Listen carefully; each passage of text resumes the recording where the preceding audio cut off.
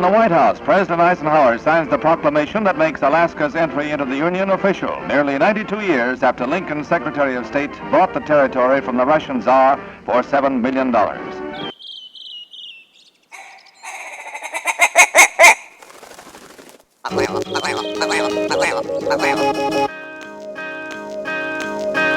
Alaska Wild Project podcast is brought to you by the following sponsors. Barney's Sports Chalet, supplying hunters with the best hand-selected gear since 1963. The exclusive home of frontier gear built for the rugged Alaskan terrain. Your one-stop shop for all your outdoor needs. Visit Barney's today at 906 West Northern Lights. Arbor Digital, the forefront of digital assets, cryptocurrencies, and wealth management, providing a low-cost, research-based investment strategy for Alaskans looking to invest their hard-earned money. Visit acminc.com today to put your money to work. Tailored Restoration 24-hour emergency home services, helping Alaskans restore their dreams since 1972. Services include fire, water, mold, post-emergency cleaning, repair, and remodeling. Give them a call in Anchorage, Eagle River, Matsu, or Fairbanks. Hit them up at tailoredrestorationalaska.com. Total Truck and Alaska Overlander, Alaska's premier supplier for custom automotive accessories and overlanding products, providing all-inclusive rental vehicles and trailers custom outfitted to explore the Alaskan backcountry with a unique and convenient traveling experience.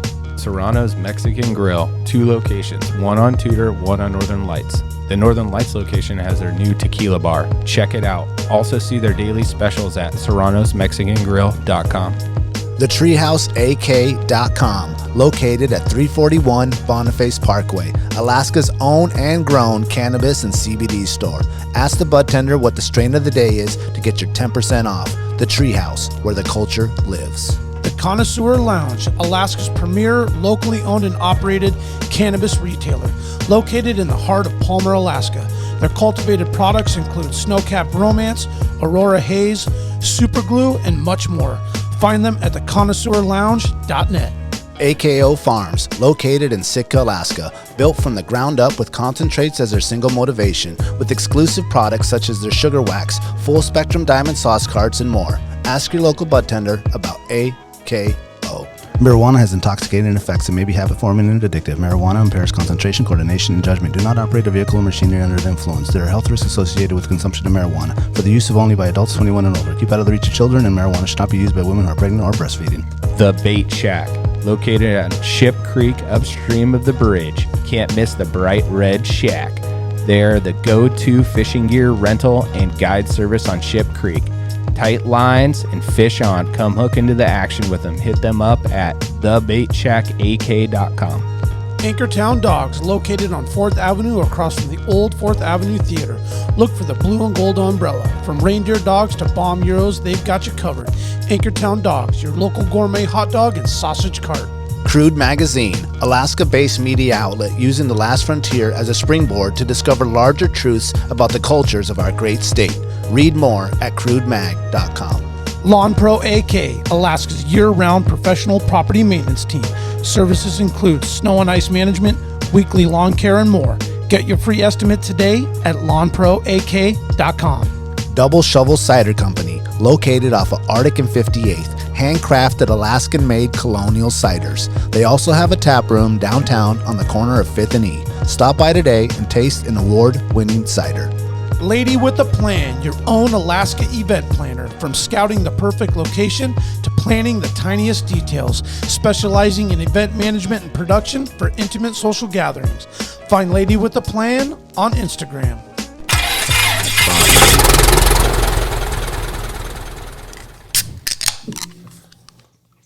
I almost missed it. You got it? Crack it up. There it is. Boom, boom, boom. B, you got one? You got a caribou call out there? Brandon? He's just got the waves breaking. Let's hear it. No, do it again. One more time. Oh, shit, it already cracked, bro. Just pull the other ones out of your It pocket. already cracked. Just a LaCroix crack? A LaCroix? Oh, he's trying to hydrate. Probably been drinking all day. Joe caught that? Yeah, well, yeah, I've been kind of... I just need in between. There you Cleanse go. the palate. You know what I'm saying? Yeah. Like I said, Joe, I've been hitting those mules. Had it started with a breakfast mule. Yeah. Napped it off a little bit. That's a lot. Carrying some shit there. Yeah. Well, welcome to Alaska Wild Project, episode number 54. We're doing things a little bit different today. We got Brandon calling in from Hawaii. He's on his vacation there, and thanks for still zooming in on the podcast. And then we brought in our good buddy Joe Peters from the Beardos. Yeah, from the Beardos. We just talked yeah. about that. Yeah, we did talk about the Beardos. Yeah. Yeah, that's funny. We got no beard though. Yeah, you cleaned it up. It's like, I don't want to be associated with that name anymore. That's it. After the Beardo, and then he just shaved it right off. He's like, that's not me. Yeah, well, I was telling him the locker room story down in Homer last week. Yeah, that was fun. Thanks for coming in, Joe. Thanks for having me, man. Yeah, so a little history on Joe. Joe's a lifelong Alaskan, and he is part of the what I like to call the Brotherhood, one of the IBEW lineman boys. How long have you been working for IBEW? 15 years now. 15 years now? Yep. Wow. And then, but that was coming through, like your dad has worked for them for a long time too, right? Yeah, he's OG. He retired. Yeah, and pretty much didn't know what I was going to do out of high school. And he's like, well, here's your job, man. There you here's go. Your opportunity. That's funny. My dad made me interview at a high school for that. And you go into this room, and there's just like 8 white dudes, and it's like me, like with my half English, like trying to like talk to these dudes, and they're asking me all these questions. I have no clue like what's going on. And they give you like a score, right? They give you like a score after that, and I don't remember what the score was, but it wasn't that good. And I don't think I even got like invited to go back for like a second. You didn't make the cut. Yeah, I didn't make the cut, but I was okay with it because I didn't really want to do it. My dad was just like, "This is what you need to be doing. These guys are doing good, Yeah. These guys are gonna make money, and if you don't know what you're doing, you're gonna do this." And I was like, "All right, well, I didn't make it." Did your pops coach you through that? He's not really. He just kind of, told me where I need to go, and he's like, he didn't give me any warning about the interview, no nothing. Just like I just went in there like didn't know what to expect or anything. Yeah. Just like he said, a bunch of white dudes like just grilling you. I'm like, I'm a kid. I was like 18 years old. I didn't know nothing. Yeah. So it's like, okay, what do I say? I don't have any experience. I just graduated high school. All I know is played hockey. That's all I did. Yeah. So, well, I wonder what like they're actually trying to glean out of that. Like, what are you going to get out of like interviewing some kid that has zero experience, and like obviously his dad told him to be there? Yeah, I think that there's probably like some kids that come in, or maybe Joe's one of them, that just show that they want to be there and have some drive, probably. Yeah. And you're like, all right, I think this guy could actually show up at fucking 6 a.m. and get up high on poles and the blowing wind and the nasty. Are you working out of Anchorage, or what's your? Yeah, I'm based in Anchorage. And then what kind of jobs do you do? Dude, we do everything from, just the basic, your house power. We do that, and then we go out of town and do the transmission stuff. Like from here to Cooper Landing to Girdwood, Hope.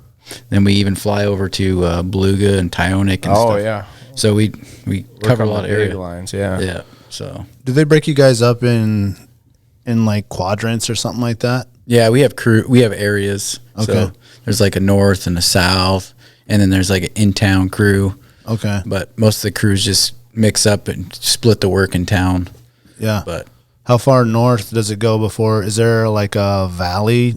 Yeah. Brotherhood and then Fairbanks and all the way. What's all the ones that they have? So we just acquired, Chugach just acquired MLMP, so that's all of Anchorage is owned by Chugach. And then there's a separation there in Eagle River is owned by MEA, Matanuska Electric. Mm-hmm. And then they go all the way to like Cantwell, and they go almost, not to Eureka, but just shy of there. So they got a big area too. But then it's like Copper Valley, which is in like Glen Allen, Eureka, all that area, Valdez, they got all that. And then it's like Fairbanks, Golden Valley, and they go all the way to Cantwell. It's like there's only not that many utilities, but all those utilities I just said, they're all tied in one grid.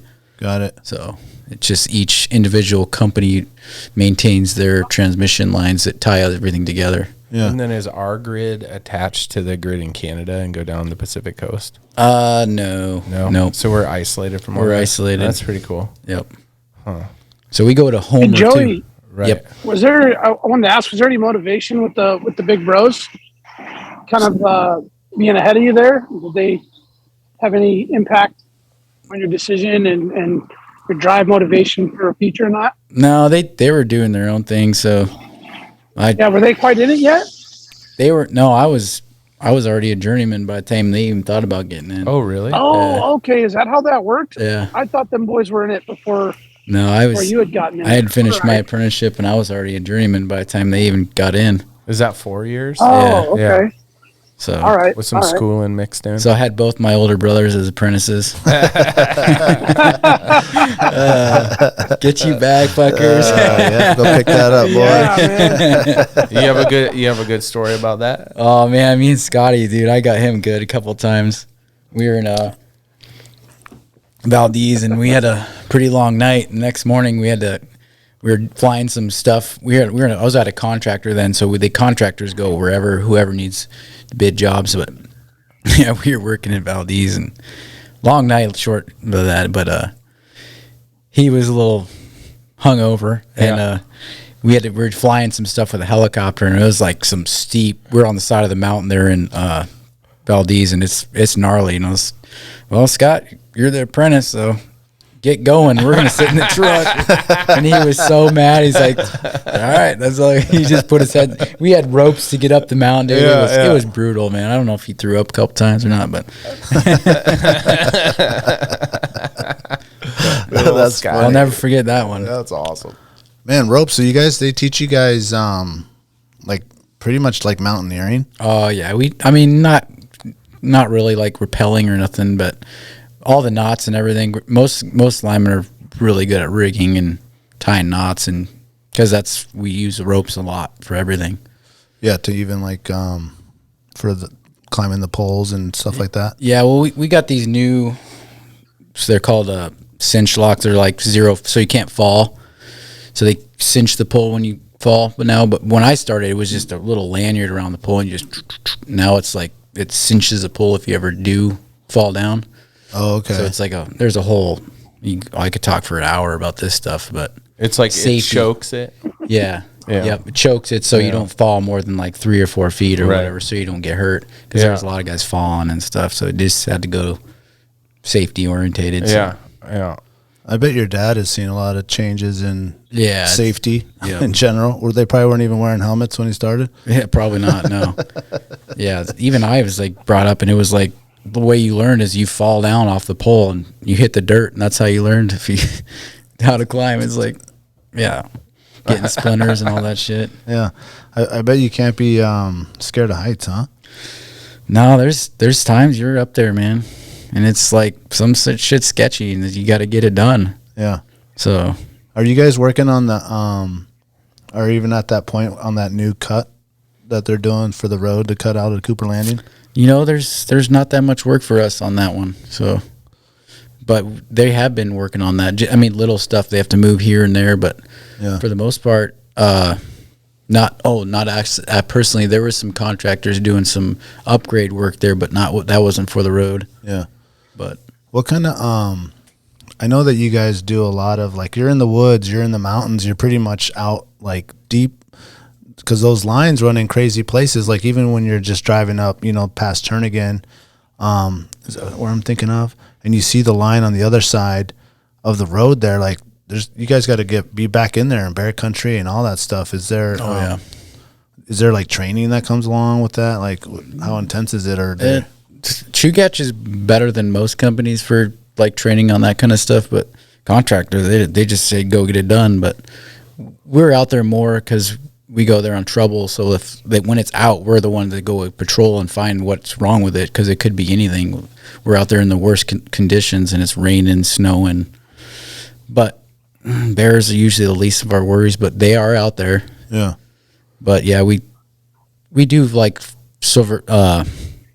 first aid training and like we do a lot of that survival training kind of stuff just because we're out in the elements. If someone did like get really injured, we kind of know how to patch a guy up. But Yeah. What kind of equipment do you use to access that kind of like off the grid stuff? A lot of that area in Turnagain, you can use 4-wheelers and snow machines and stuff. Yeah. We can, so because it's just too big and too far to even try to get it. And you can get a 4-wheeler under that. Sometimes, some areas you can, or helicopters. We use a lot of helicopters if you have to go in those areas. So, do they provide ATVs and all that? So do they have like their own ones? Yep. What do they use? What's the brand or whatever? So we're riding Honda 4-wheelers, and they have some Polaris 6x, but they really went all out on the snow machines. So we do a lot of winter stuff, a lot of maintenance in the winter. Mm-hmm. So they really went out on the snow machines last couple of years. I'm sure they got to get new ones every few years. Dude, they get rallied. I mean, we got 20 guys riding those things. Yeah.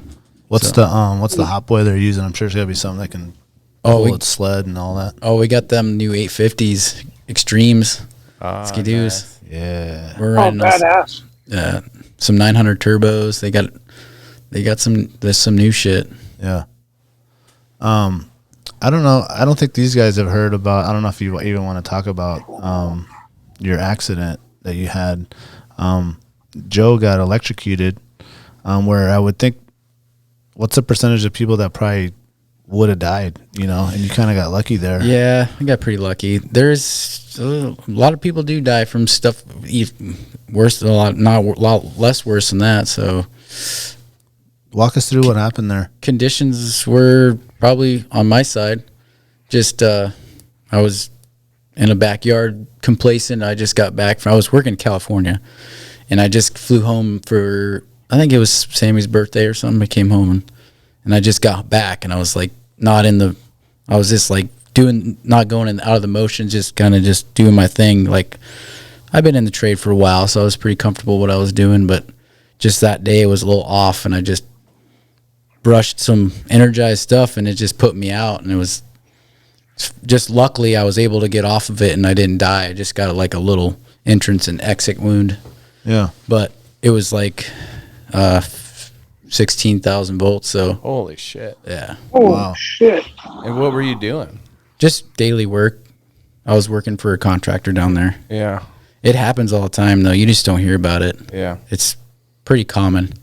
So is the entry point where obviously wherever you brushed up against the hot line, and then the exit point? Talk about that. Like, it was like on my leg right here where my gaff was, so it went through my but I think it was through my clothes, so it never really went through my body because it was really wet. I was sweaty, so I'm guessing it went through my clothes because I didn't have any internal issues at all. But it came out my shin, a pretty good exit wound there. Yeah. So is it and how would you explain like the feeling? Is it unexplainable? Yeah, dude, it was like felt like when I was out, I felt like I was really hungover, like because my head was back, and I was like, I think I got head rush. But it was just I wouldn't. Yeah, it was horrible. You wouldn't recommend it? No. It's like, if you ever stuck your finger in the wall socket, it's that, but intensified to your whole body. So it's just like locked up. You're like all your muscles are tense, dude. Almost, I would bet like a seizure almost would feel probably. Yeah. And then is the exit wound like a burn wound?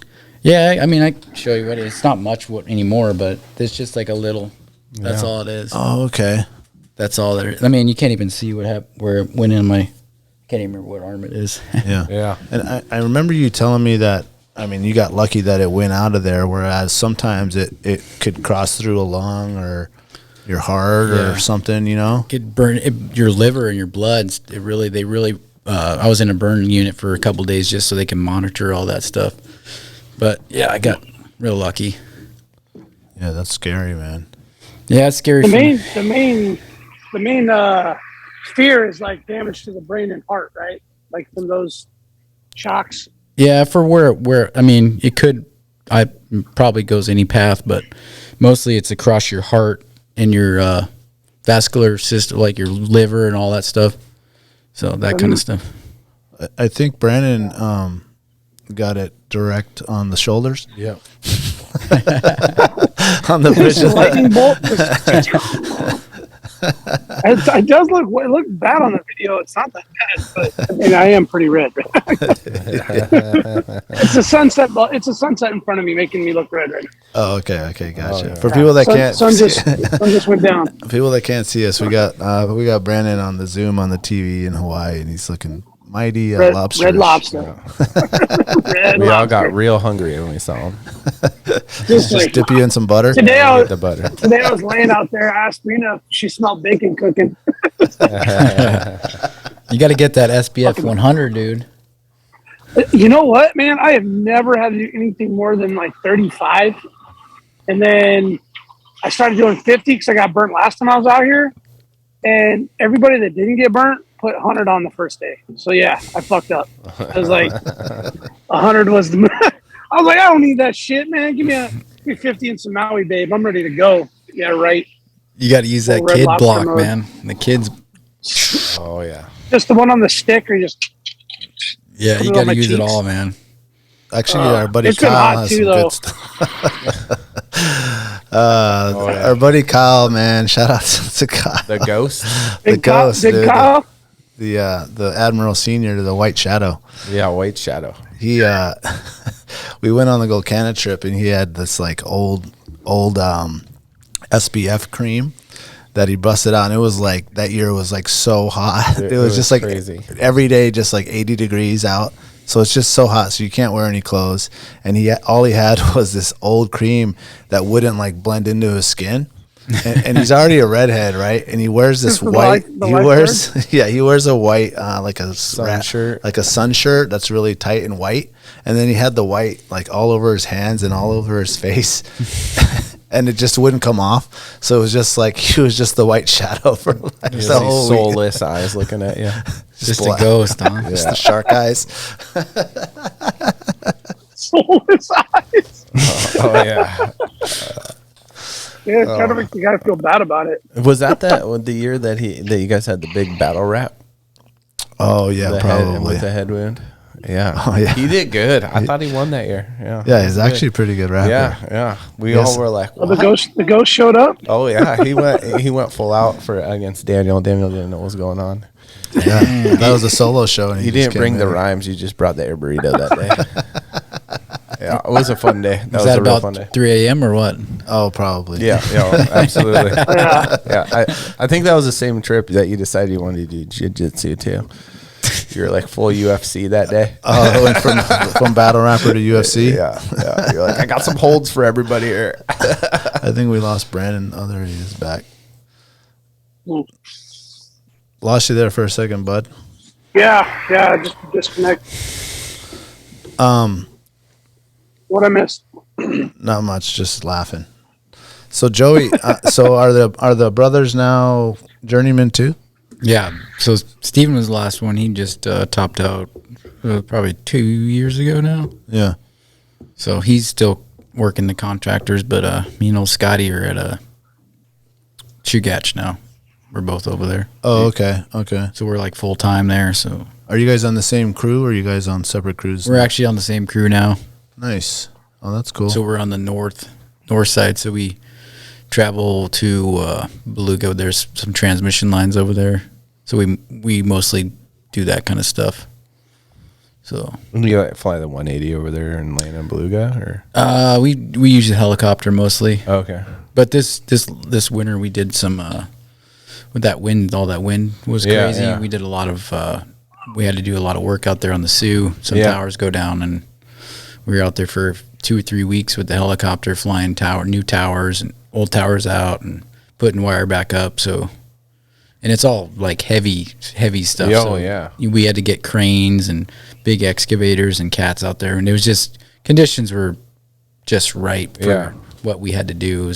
Because we had to cross the Big Sioux. did they do an ice bridge then? No, we just were able to cross. We went out there and checked ice conditions. Yeah, It was just, everything was lined up perfectly for the company. So sweet. we were able to get it done. Yeah, Do they have like their own helicopter and pilots, or are they like contracting that stuff out? They contract their Alpha Aviation. Yeah. I think it is.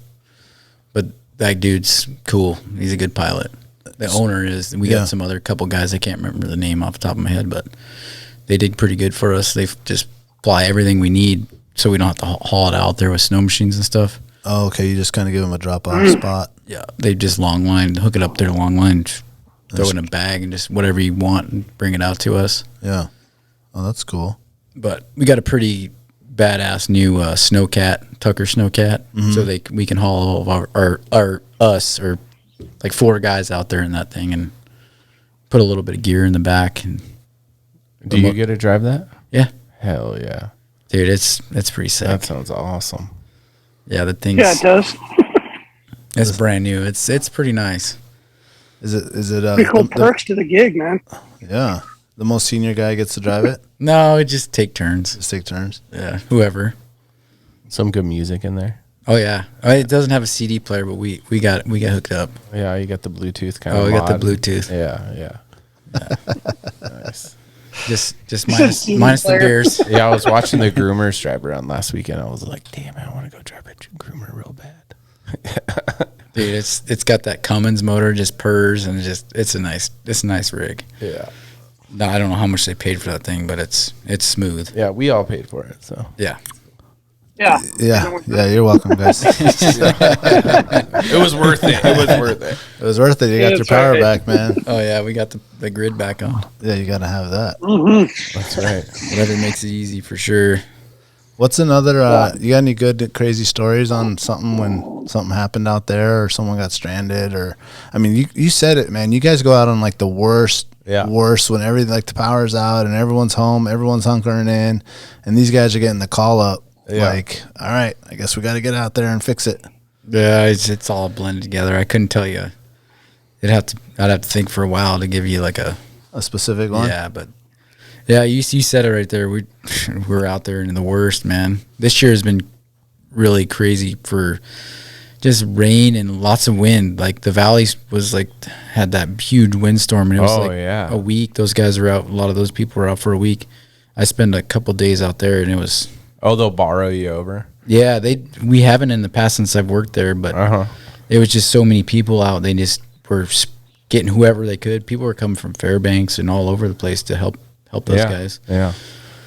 But yeah, it was wild. But other than that, the worst place I actually do work is probably Girdwood. Yeah. Just with snow load? Snow and rain, just weather conditions. It's horrible, man. Yeah. I think it was that it was a storm when it rained like 3 or 4 inches overnight that one weekend where all those bridges were washing out. Right. I was down there, dude. It was really? Horrible. Yeah, dude.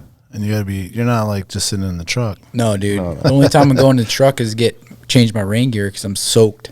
Yeah. And I have to get new gloves because I'm freezing because it was like that temperature. It was like, 40 degrees and you're just freezing your balls off. Yeah.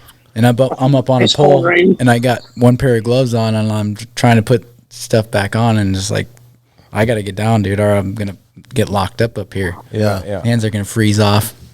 What's the, man, that brings up a lot of other questions I have on like the gear that you guys, do they supply you guys with some special like dope rain gear, or is it kind of up to you to decide what you feel works the best? How does that work? They buy us rain gear, but they get us this FR fire retardant gear. Yeah.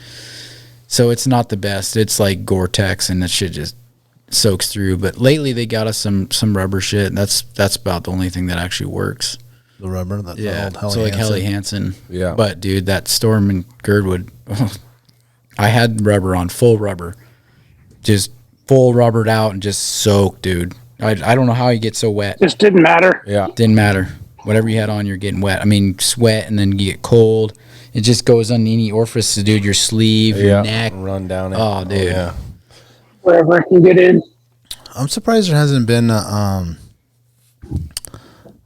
like a Helly Hansen or any of those rubber companies that make a jacket that's like fitted, like articulated, and like they're always just like a dress. You know what I'm saying? It just feels like you're just wearing like a poncho. Yeah. Whereas when you get some high technical gear, whatever your brand it's is. got the inner sleeve and the outer sleeve. Yeah, and then the elbows and everything's articulated, so like you can move really good in it, and it doesn't feel, it's kind of a little stretchy, even though the rubber stuff's probably stretchy. They're coming a little bit. They got some like Improtect that Helly Hansen's getting better, and then I can't remember what I'm running now, but it's like Grundens or Helly Hansen. I think I got a mismatched set, but they're pretty good for working wise. They're a little stretchy, but they're still rubber, so they can keep you dry. What about for the extreme cold? Bunny boots. They're like really, really, really hard to find right now, though. That's what I heard. I heard they're really expensive too. So I'm like, I don't know what I'm gonna do after I can't get any bunny boots. Like, that's all that keeps my feet warm. But they get us extreme gear that keeps you warm, but you can't move in it. Oh, you're just like a straight marshmallow guy.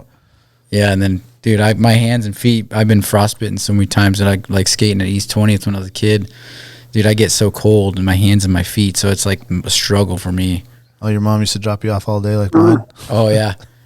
We walked down there, and we didn't have cell phones, or I would be calling, dude. I'm like, I can't even feel my feet or hands. One time, me and my brother, man, Carlo is straight like hypothermic, on the ground, shivering, dude. My mom forgot. I don't know what happened, dude. I literally had to go and start banging on doors to try to get someone to let me in, to call my mom to come get us and come get my brother, because he's just like full shiver on just on the side of the rink. Oh yeah, East 20th. East 20th. Yeah, cold low. Yeah. Oh yeah. Those days, man. Just like walking home, like, man, I wish I had we didn't know what cell phones, but man, I wish I could know how to get a hold of my grandma so he'd come pick me up. I'm like walking home, I can't even feel my feet, and then you go and get in that hot bath and just dunk them in there. Oh, the full tingle. Oh, so it hurts so bad. So I mean, what is the deal with the bunny boots? Like, the military's not making them anymore, or what? Why not? They got something better? I don't think so. I don't know what they have. I mean, what are the boys using up here? That's a good question. I don't know. Well, Jack has some. Yeah. What do they use on the slope? What are those things called? The Baffins? Yeah. Well, I have there's Baffins, and then I have the overboot thing. Oh shit! Who makes that? Nalco? They make like a rubber style. Neos. Thanks. Yeah, the Neos. Those are warm as hell. The Baffins are nice. I like them a lot, but I don't know if they're the right thing for what you're doing. Dude, it's just the bunny boots is like, they're waterproof. Your feet ain't getting wet. But if they do, they're staying warm. Yeah. So I don't know. Those Baffins are nice, but they're not like rubber. Like, yeah. The problem with the Baffins for me was that my feet would always get too hot. So even when we were out on the last trip I wore them with you, I didn't put the Baffins on until I got out of the car. Put them sweating in the boot cold. Yeah. But that's what we had on the slope. Everyone had Baffins or Neos, and I really like Neos. Those were cool. So it's just an overboot. But then if you're trying to go up poles and shit with Neos, that ain't happening. That's the thing too. You probably need something with some good ankle support.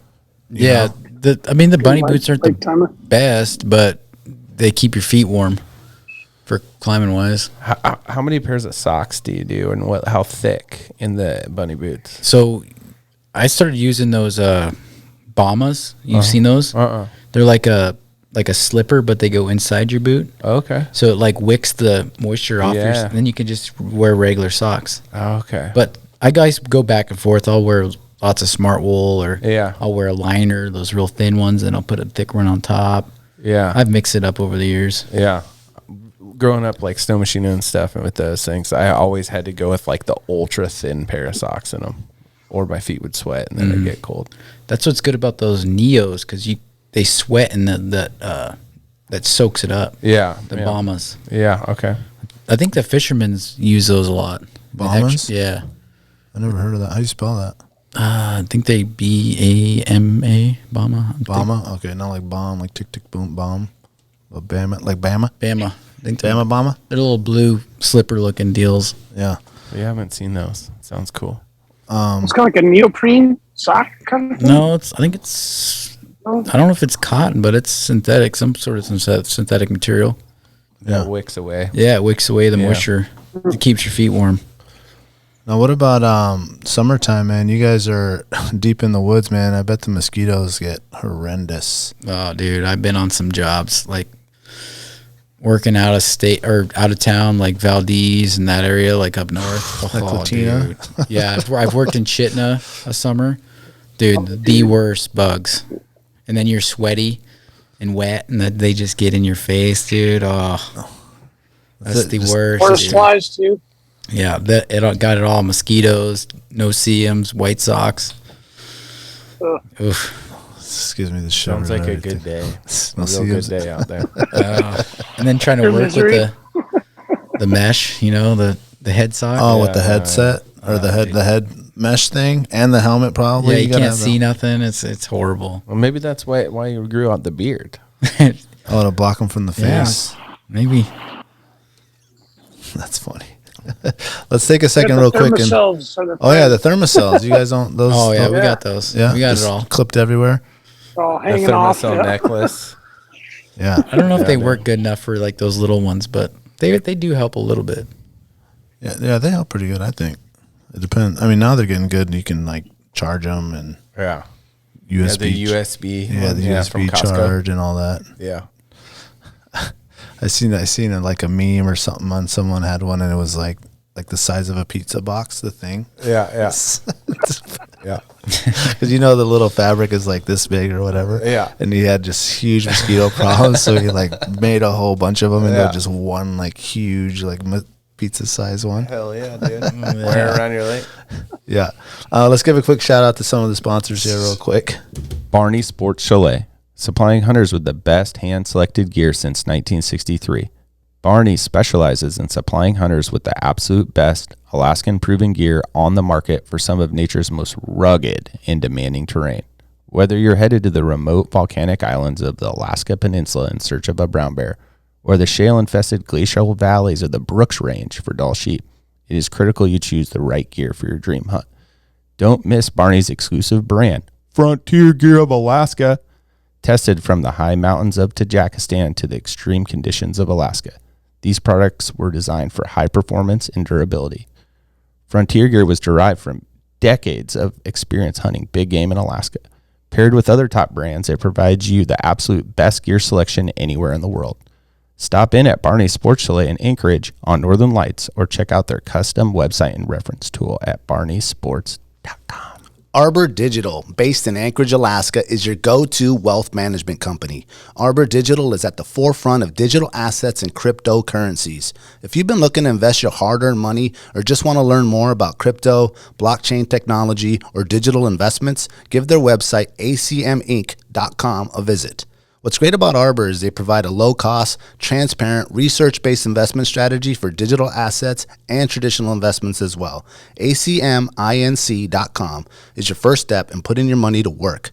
Let one of Arbor's investment professionals walk you through your options for financial growth and security. Start investing for the future today at acminc.com. Arbor Digital, your Alaskan digital asset company. Total Truck and Alaska Overlander, Alaska's premier supplier for custom automotive accessories and overlanding products, providing all-inclusive rental vehicles and trailers custom outfitted to explore the Alaskan backcountry with a unique and convenient traveling experience.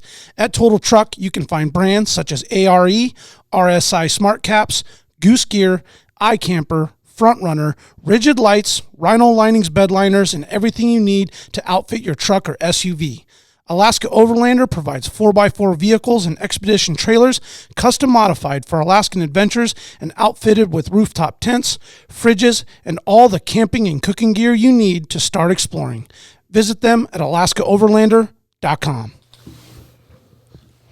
Alaska Overlander. Oh, yeah. Sound really good, Daniel. Yeah, you sound good on there. That was good. No, I mean, it's nice to finally, after all the work you've been putting in and getting together to put those reads together and all the sponsors, man, it's very grateful to, have all that support and then having you produce it. It's a thing of beauty. And I'm not messing around with that comment. I really mean it, man. I love it. Doing good work with that. Yeah, and anyone listening, I mean, support these companies that are supporting us. All these companies that are on board with us are, backed by us. We know these people. They're our local, brethren out here. We trust their companies. They're all legit. Everything that these people are serving or any of the service that they have, we're not just here to take anybody's money. It's people that we know and businesses that we know that we're trying to let other people know that these are legit. You know what I'm saying? Yeah, Alaskans showing up for Alaskans. Yep. which is very important. Mm-hmm. Get that local. Get that local. That local 1547. Yeah. How many you guys are 1547. Who's number one? Is there a number one? Like local union number one? It's probably in like New Jersey or something? No, I think it's like, St. Louis or somewhere in there, I think. I'm not sure. You probably can Google it. I don't know. I don't know. I bet we could Google it up. And then how many is there, like 3,000? Dude, there's a lot. A ton, right? Yeah. Every state has to have. They got multiple. Oh, dude, you nailed it, dude. St. Louis, Missouri. Is it? Yeah. Oh, there you go. The numero uno. Local Brethren? one. I didn't know that. 0001. Yeah, dude. Number one. Does it say how many there are total? There's We're a the lot. last one. There's like 2,000. There's like 2,000. But there's multiple different locals because a lot other states have wiremen, so that's electrician locals. Uh-huh. And then there's linemen, and then there's like inside telephone guys. There's a lot of different. We even have like nurses and stuff in the IBEW. Oh, really? Yeah, so like some of the guys, the women work, or men and women work at the, what's this hospital in Wasilla? I know a lot of them are IBEW. Matsu Regional? Or Yep. I don't actually know what it's called. Yeah, a lot of them are IBEW. Oh, I didn't know that. So they're reaching out. They're just Is spreading their roots out. 1547 all of Alaska? All of Alaska. So Oh, there's okay. like three, I think there's three different. So there's Anchorage, Fairbanks, and Juneau. So 102, 101, 102, 103, I think. What about Homer? They're part of our, They're part of 1547. yeah, it's all 1547, all of Alaska. Yeah. All right, there's 775,000 employees, either current or retired, and there's 947 active local union affiliates. It's good to know. I guess I've never Googled that. That's a lot. And that was from 2005. So it's probably We're more a little now. outdated. Yeah. No. That's cool to know. I didn't know that. There you go. Learn something. See, next time you get in that room with all them white guys. Oh, I know we started in St. Louis and there's 900 and No. Yeah. A lot of the guys, it's coming to an age, like when I first started, it was like a lot of the older guys, there was an age gap. Yeah, from the baby boomers to like our gen. And now everyone's like, they're all like my age or like in the early 40s. So it's like a lot of the older guys they're going away. So there is a gap. Yeah. So they need like some young guys. We need some young. They're hiring. Oh yeah, they're always hiring. You hear that, guys? Get to work. Yeah. We need the. Is there a lot of young women and guys coming into it, or does it seem like you guys need more than is available? I think the applicants went down like, I don't know the exact number, but it went down a lot. Really? Ever since I applied, it was like there was like a lot of people applying, then it was like just dropped. I'm not sure the reason for that either, but a lot of people don't want to work. And they pay you to stay home. Yeah. Why go to work? It's not an easy job. So it's like when you're apprentice, you're expected to do a lot. So Yeah. But it's well worth it, I'm sure. yeah, you get paid for it, but it's a tough job. Yeah. Not everyone can cut out for it, dude. And like like you said, could be in the middle of nowhere doing work that you got to get it done. And if you don't have the right stuff, and you just got to manhandle it, Yeah. How's the scheduling work? Is it like just a true 9 to 5 unless there's an emergency, or is it more like just depending on if there's repairs and you check in, or? Yeah, dude, I don't know. It's a lot of weather dependent. Stuff breaks. Like at Chugach, we're pretty much scheduled Monday through Friday, 7 to 3:30. Yeah. But the weather really varies. So it's like we're either working a bunch or we're kind of slow. Yeah. Because normally this kind of time of year we're pretty slow. Like usually it's like just a little bit of snow here and there, and it's cold, and it's not like super bad like it's been. But this last couple of months it's been super crazy with wind and rain and snow. So this year it's been really busy. Yeah. So like over at NSTAR, they have it divided up where there's like the distribution group, and then their transition line kind of group, and then emergency services kind of, but most of their stuff's underground. Mm-hmm. So are most of your guys just emergency you know, if you put them in those pools, like what if there's not like a line broke? Is there like new projects where you're installing new lines or? Yeah, there is. So we do it all pretty much. Okay. We have different groups for different stuff that happens. So we got like heavy crews. So I'm like on a heavy crew, which is like 4 to 5 guys. But they have like daily guys that are like 2 guys that drive around and they find the problem. And then if it's like more than they can handle, they call like a heavy crew, like which is more guys to actually go do the job. Right. But for like trouble stuff, it's they just got a list of everybody that's on there that's a lineman. If wants to come to work, they can go out and do it. Sweet. Oh, they put out like a blanket call, like this job's open and whoever. Yeah, like at night, if it's they got something going on, they got a list. Everybody that works there that's a lineman, it's alphabetical. Call them. Yeah. Oh, okay, that's cool. Yep. So if your name starts with A, then you get way more overtime. No, it goes around, dude. It just goes around, man. It's like I'd be changing my name real quick. In the summers it's Z, and the winters it's A. Summer it's like silent. Put that shit on silent.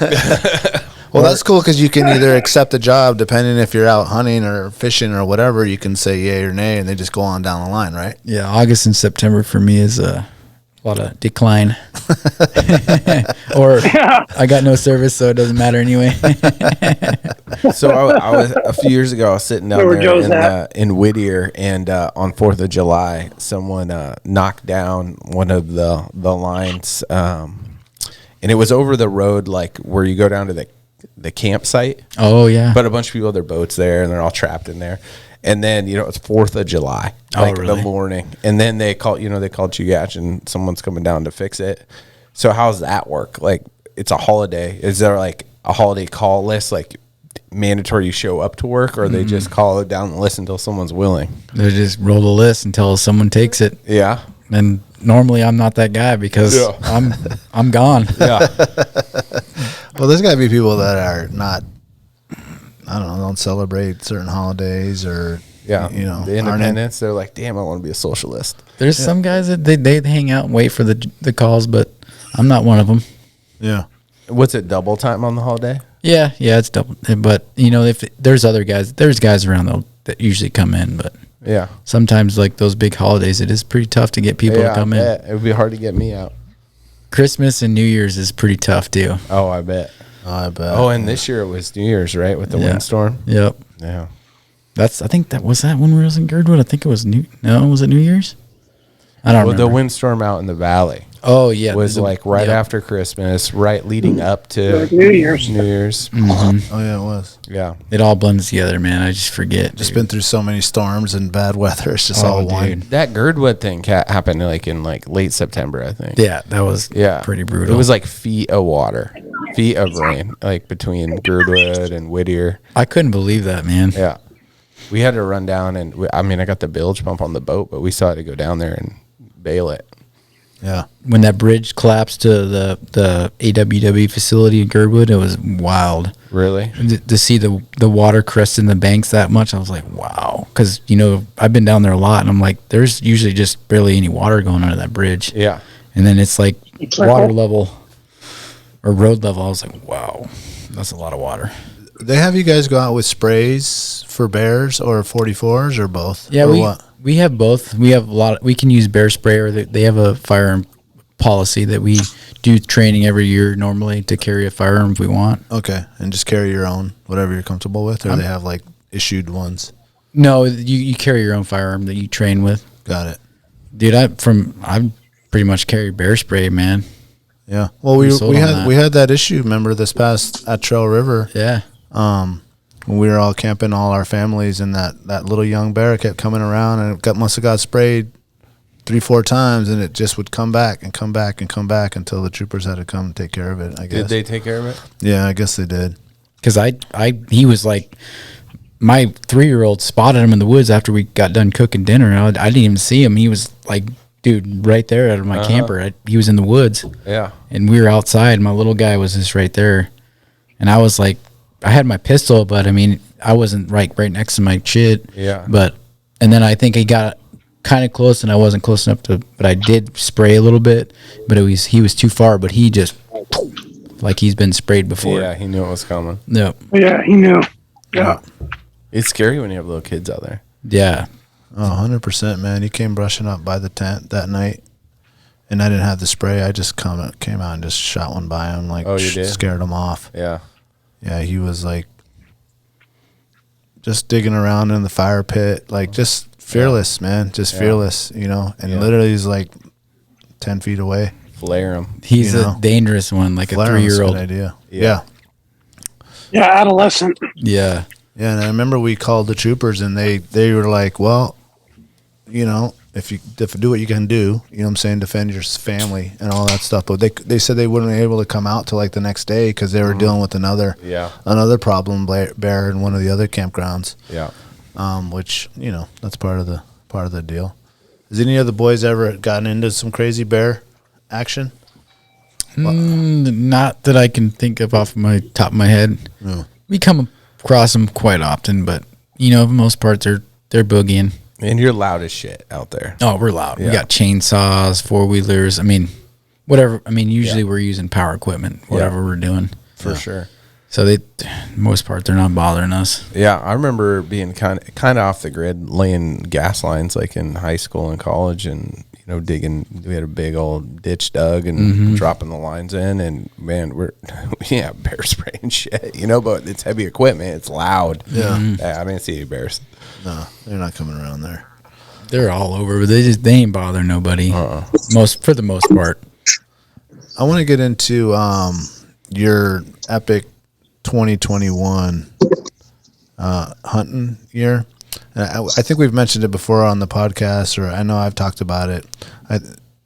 Joe just got, like, I don't know what I called it, the Alaska Slam. Oh yeah, where you pretty much got a sheep, a moose, a bear, a bison. Oh yeah, yeah. What else? Some deer, some blacktails. Blacktail. Yep. Think that's it though. And then this year, we got. You're gonna round it off with the elk and the goat. Yep. Gonna be tight. What elk did you draw? Fognack. Oh, the full slam. The bull or the bull? Yeah. Yeah. Nice. The 7-Eleven. Oh, nice. 7-Eleven. Yeah, and 7-Eleven. if anyone's interested in that, a Fognack, we did bring Chad in on that a couple episodes ago, and I know Brandon has the a Fognack too. He got the cow one. I want to say that is right after yours. Mm-hmm. Yeah. Yeah, the 1-3, 713. I did listen to that Chad's. I was like, damn, that sounds wild. All the bears and stuff. I've been to Kodiak a bunch of times, but I'm like, normally I'm just deer hunting. I'm like, you can quarter up a deer real quick and throw them in your backpack, so you're not really like there for very long. But we've had problems with bears on Kodiak, and I didn't personally, but there was some other people, a group that was with us did. What kind of problems? They were skinning a deer, and a sow and a couple cubs came in and pretty much kicked them off their kill, and the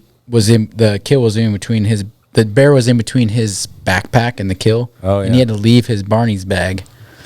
Come back the next day. We had to come back the next day and get it. It was pretty airy, but I shot another deer like 20 yards from where the backpack was, so I couldn't pass it up. But we ended up getting the backpack, and it wasn't touched. But you're like, I'm gonna drag this a couple hundred yards before I. But it's like me and my little brother just killed a deer right below that the day before, and we took our time. We didn't drag it. We corded it out. I had my pistol on me, but I wasn't like, you don't see any bears, so you're like, probably all right. You don't hear nothing, but you're like in the thick, and I'm sure you've been to Kodiak. Oh yeah, it's nasty. Yeah, if they come out, like you're not going to see them until they're right here. They just about step on your brother. Yeah, that's scary. Yeah, it's pretty fun. Exhilarating, and some of them too. come to that. They're trained. So I run a can out there now. So, but I don't know if that helps or not. But you do what? Oh, you bring like a food can? No, I'm running a suppressor on my gun. Oh, you do? Yeah. Oh, so it's not like a dinner bell. Yeah. That's a good idea. So I've been doing that. I don't know if it helps or not, but I never had a problem after a shoot. Yeah. Like this year, I'd never even seen a bear. Yeah. Which was awesome. Yeah. It does feel good. And then like just hunting away from the river streams, like seems, that some of the guys are like, oh, we're going to go hike over there. I'm like, I'm going to go to this other spot. It's not as good. I'll have to hike harder, but it's like I'm getting away from that salmon river. Dude, the time before last year, I think it was in October, so the salmon were still in the river. Yeah. Dude, I seen so many bears. Yeah. It was like, man, you get up high and you're like, oh, there's a bear. Oh, there's a bear. Ooh, and it's like, that's a big one. Kodiak is no joke. Yeah. Yeah, I've yet to do it, man. I've yet to do it. Joe, as Brandon and myself, has been hitting the Brooks Range up, doing that DIY hike from the highway, a minimum 5 miles, which is like, actually that's a minimum of 10 miles just to get into the hunting zone. Yeah. And what you and Brett have gone the last 3 years? Yeah. And been successful every time? Yeah. The first year, did you guys just get one? First year we got one. And then last 2 years ago, you guys got each one? Yeah, we both doubled up last couple of years. Last 2 years we doubled up. Who got the first one? Was it you or Brett? Brett did? Brett. So you got 2 under your belt? Yep. Nice, man. That's so awesome. So I've been up last 2 years I was up to shoot, and then it just happened to be 2 each time. So that's always nice. Yeah. This year was like, we just seen the one and we're like, just leave the spotting scope. He's right there. I don't want to waste any time. He's like, well, if there's another one. I'm like, dude, there's no chance there's going to be 2. Like, just leave your spotting scope. He's like, should I, just leave it. I'm like, all right. And then we just go, and I'm like trying to shoot, but it's like this sheep is at a huge angle, dude. He's like straight up, and I had I was like trying to use my bipod. I was like, that's not working, and I left my backpack. Worst mistake I ever done. Yeah. Because if I had my backpack up, I would have had a great shot, but it actually worked in our favor because it was like, I just couldn't get a shot. And I was like, then finally I just was like able to sit and then like sit on my butt and like get a shot like this. And he's like, another one popped out. And I was like, he's like, wait, there's another one. I'm like, oh shit, there's another one. So I'm like, look at that one. Is it legal? I'm like, fuck.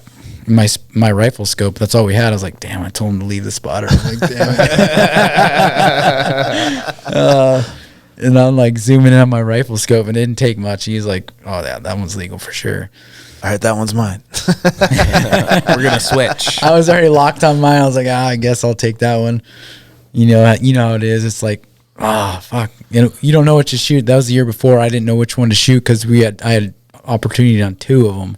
He's like, I was gonna shoot the one he shot. He's like, no, shoot the older one. I was like, all right, cool. Boom. And then it was like running a can. It's like, I don't know. At the same time, I don't know if it actually helps. Yeah. But I think it does a little bit. Gives you more time. Yeah. The other one didn't run off right away. No. They were a little further out this year, so it took a couple shots to get him down. Yeah. But I think it was like a little over 500 yards. It was just they were in just an area that you couldn't get any closer. Yeah. What have you? That's a long shot. Mm-hmm. Yeah. What are you shooting? 270. Yeah. But I got that CDS, dude. I'm pretty sold on that. What's that? It's that Leopold CDS. Oh, okay. Yeah. Just click it up. So you send them in all your information on the bullet you're shooting, and then you just range it, and then you click it to whatever your range is and pull the trigger. And there it is. There it is. It's worked for me. I'm not saying a lot of people. Well, it's probably a little more than that. How much are those running? You can get the VX3. They're not. You can spend as much as you want. Yeah. But in the lowest with the turret. Dude, I think I'm not positive, but I think they're around the 600 mark. 500-600 mark. About right. Yeah. Because you can go VX 2, 3, 4, 5, 6. Yeah. I don't know them all, but yeah. VX3, that's what I got. I'm pretty sold on the CDS because I did a little shooting before. You don't trust it fully until you actually try it. Yeah. And I was like, wow, I'm like hitting hitting pretty good at 500 yards. I'm like, I'm pretty confident and I know I can hit something. Yeah. I mean, other than that, I wouldn't shoot that far if I didn't have to. Were you hitting plates up at Talkeetna, or I was working down south, so we were able to get out there and on the Kenai Lake and really shoot and like spend some time like just in our scopes, like 2, 3, 4, 500 yards and just pounding it. And I was like pretty confident. Yeah, that's awesome. And Brett we worked together, so we were like shooting together, so he's confident too. So that's nice. How was the I know you guys. Did you shoot your gun, Joe? What's that? Or did you guys just shoot the one gun? No, we're both packing guns. You did both. Okay, so he shot his sheep from the same distance with another rifle as well. Yep. What's he shooting? He's got a 270 awesome. also. We have different brands of rifle, but we're both shooting 270. Cool. Nice. Yeah, perfect. So you guys were practiced and trained. You guys are ready for it. Yeah, we don't shoot a lot, but it's like just enough because you don't want to waste too much ammo because you can't find it anymore. Yeah, and then you got to send in a new ammo because you can't find the old one and get it re-locked in. Your turret's different. Yeah. I actually wonder, like, if you get something that's super close, like, numbers wise, but it's a different brand and you go shoot and you're super dialed in, like, what is the actual like difference? Yeah. I bet Philip, who we had on, would be like, oh well, it's the you know what I'm saying? Yeah, but he's like shooting all day, every day. Like, it's different for us where we're mostly, practicing to go hunting and then shooting when you're hunting. We're not just we're not like shooting all the time. Yeah, which would be nice. Yeah, if you could like do what he does, he doesn't need a CDS. You just that and then shoot. Yeah, he's doing some cool stuff. I wanted to ask you about because we didn't go to the Brooks Range last year, but we had been going. I want to say we went 4 years in a row, and it just seemed like the hunting pressure from other people had been increasing. I know that we go to a slightly different area than you guys up there. Did you see a lot of people out there when you guys went? Last year was a little different than I thought it would be. There wasn't as many. Well, from what I noticed, it was less than normal. But I mean, where we were at, we didn't see a whole lot of people, but there's definitely people there. Yeah. But I don't know. It's kind of when you get out in the woods, it's like, dude, you could be in the same valley and not see a person. Yeah. Unless they're in the same parking lot. That's the only way you'd see them. Yeah, just when you see the truck when you get there. But for the most part, I don't know. I think there was less people this year. What's your opinion on going early and being on something on the 10th versus going later out there? Have you done both? No, I just go early. You go early? Because of weather. Yeah. That's the only reason I go early. Just, I don't know if this year was actually colder than normal. There was like snowing and shit. Mm-hmm. But to be honest, I don't know. It would be better. Yeah. Well, I felt like we saw less people when we went later. Like, everyone has the idea to go out on the 7th and hike in and be there for the opener, and you know what I'm saying? And that's, you get so much. Push them around. Yeah. And then you go, 10 days later, and that first set of guys is all gone. And that's the thing, people are worried about the weather. Yeah. Which is helpful if it's pushing the rams around as well. But also you got to be prepared for, snow. Yeah. Yeah. I mean, there definitely an advantage. There's going to be less people in the woods, which could be bad too, because they're going to be pushing them back further. They could have been pushed back from the previous groups, which I don't know. Yeah, they move a lot, so I don't. I think like I always felt like if you're hunting a peripheral area, then like hunting later is at your advantage. But if you're going to like the core, like these 7 river drainages all end up at these 2 river drainages, which ends up to this, mega glacier where everyone else wants to hunt. Yeah. You got to be there early, baby. Yeah. Yeah. That's true. That's true. I like to be early because I want to be there. Like, because I do all this, all I think about. I was like, I want to go sheep hunting. I don't want to wait. I don't want to wait. Your chances of that, like, one nice sunny day when you're packing shit out is a lot higher. Yeah, like August is not always the best, but sometimes it could be awesome. Oh yeah, lots of short stays. You can get them. I wish I had some shorts a couple times. I'm like, damn, it's nice out here. Yeah. Or t-shirt, and it's like you're sweating your ass off about 90% of the time sheep hunting. So. Oh yeah. Yeah. What are you guys using? Are you guys using a tent, a teepee? I know that we've talked about a lot about that. I know with Jack, we tested out that Stone Glacier tent, but the previous like 5 sheep hunts I went on, we always used a teepee, and that was actually the first time I'd ever used a tent. And so I was really biased on the teepee. There's pros and cons, but I'm just curious on what you guys use and what your thoughts are. So this year I switched to that Seek Outside teepee. Okay. The Dynema. Yeah. Dude, I love that thing, man. Yeah, it's legit, huh? No, dude, it's legit. But previous we used the Stone Glacier 2-man. The teepee's got so much more room, dude. It's like so easy to put up. The other thing you just got to get past is the floorless shelter. Yeah. But it's not that big of a deal. Yeah, I didn't think so. I mean, because I started with the floorless shelter, and then going from all that room to that little tent, you just feel like you're just. I was so cramped. Dude. Cramped I in haven't there. been in a 2-man tent since I was like 12. Dude, Yeah. it's not fun because you can't you're not hanging out in there. No, dude. Whereas you can hang out. Oh, dude, in the you teepee. cook in there. You can hang out, sit, chill, like leave the door open, look out. I mean, Stretch, get up, do all kind of stuff. Yeah. yeah, dude, I'm sold on. I got that Seek Outside last year, and I love that thing. Yeah, so we're actually, Jack and I were actually talking about that before. We were using the Black Diamond with Brandon and Cisco and those guys, the Black Diamond TP. And there's not really that many brands. I know we were talking about the MSR one. Yeah. There's the Black Diamond one. There's Seek Outside, and then there's Kafaru. Am I missing anyone, or is that pretty much the top 4? There's some new ones coming out. I don't remember the name. There's a couple other ones. I'm surprised Stone Glacier doesn't have one.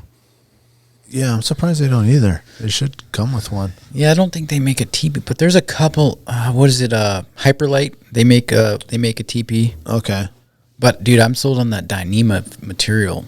Yeah, talk me through that, because I was talking to your brother on the one that he got, and he didn't go with that material. I guess it's like double the price, Yeah. but it's worth it because one of the main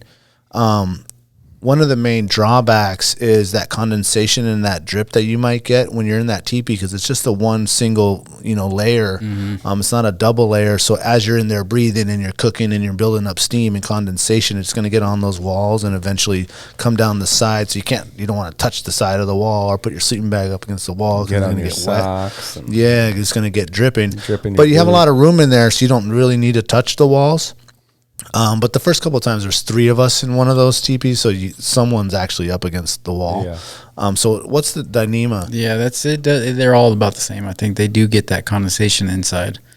What makes that Dynema better? It's just you don't have to seam seal. Those other ones you see have to simmer on is that's the brand, or not the brand, but the model. But you have to seam seal all the. They're not like seam sealed from the factory and stuff. Oh.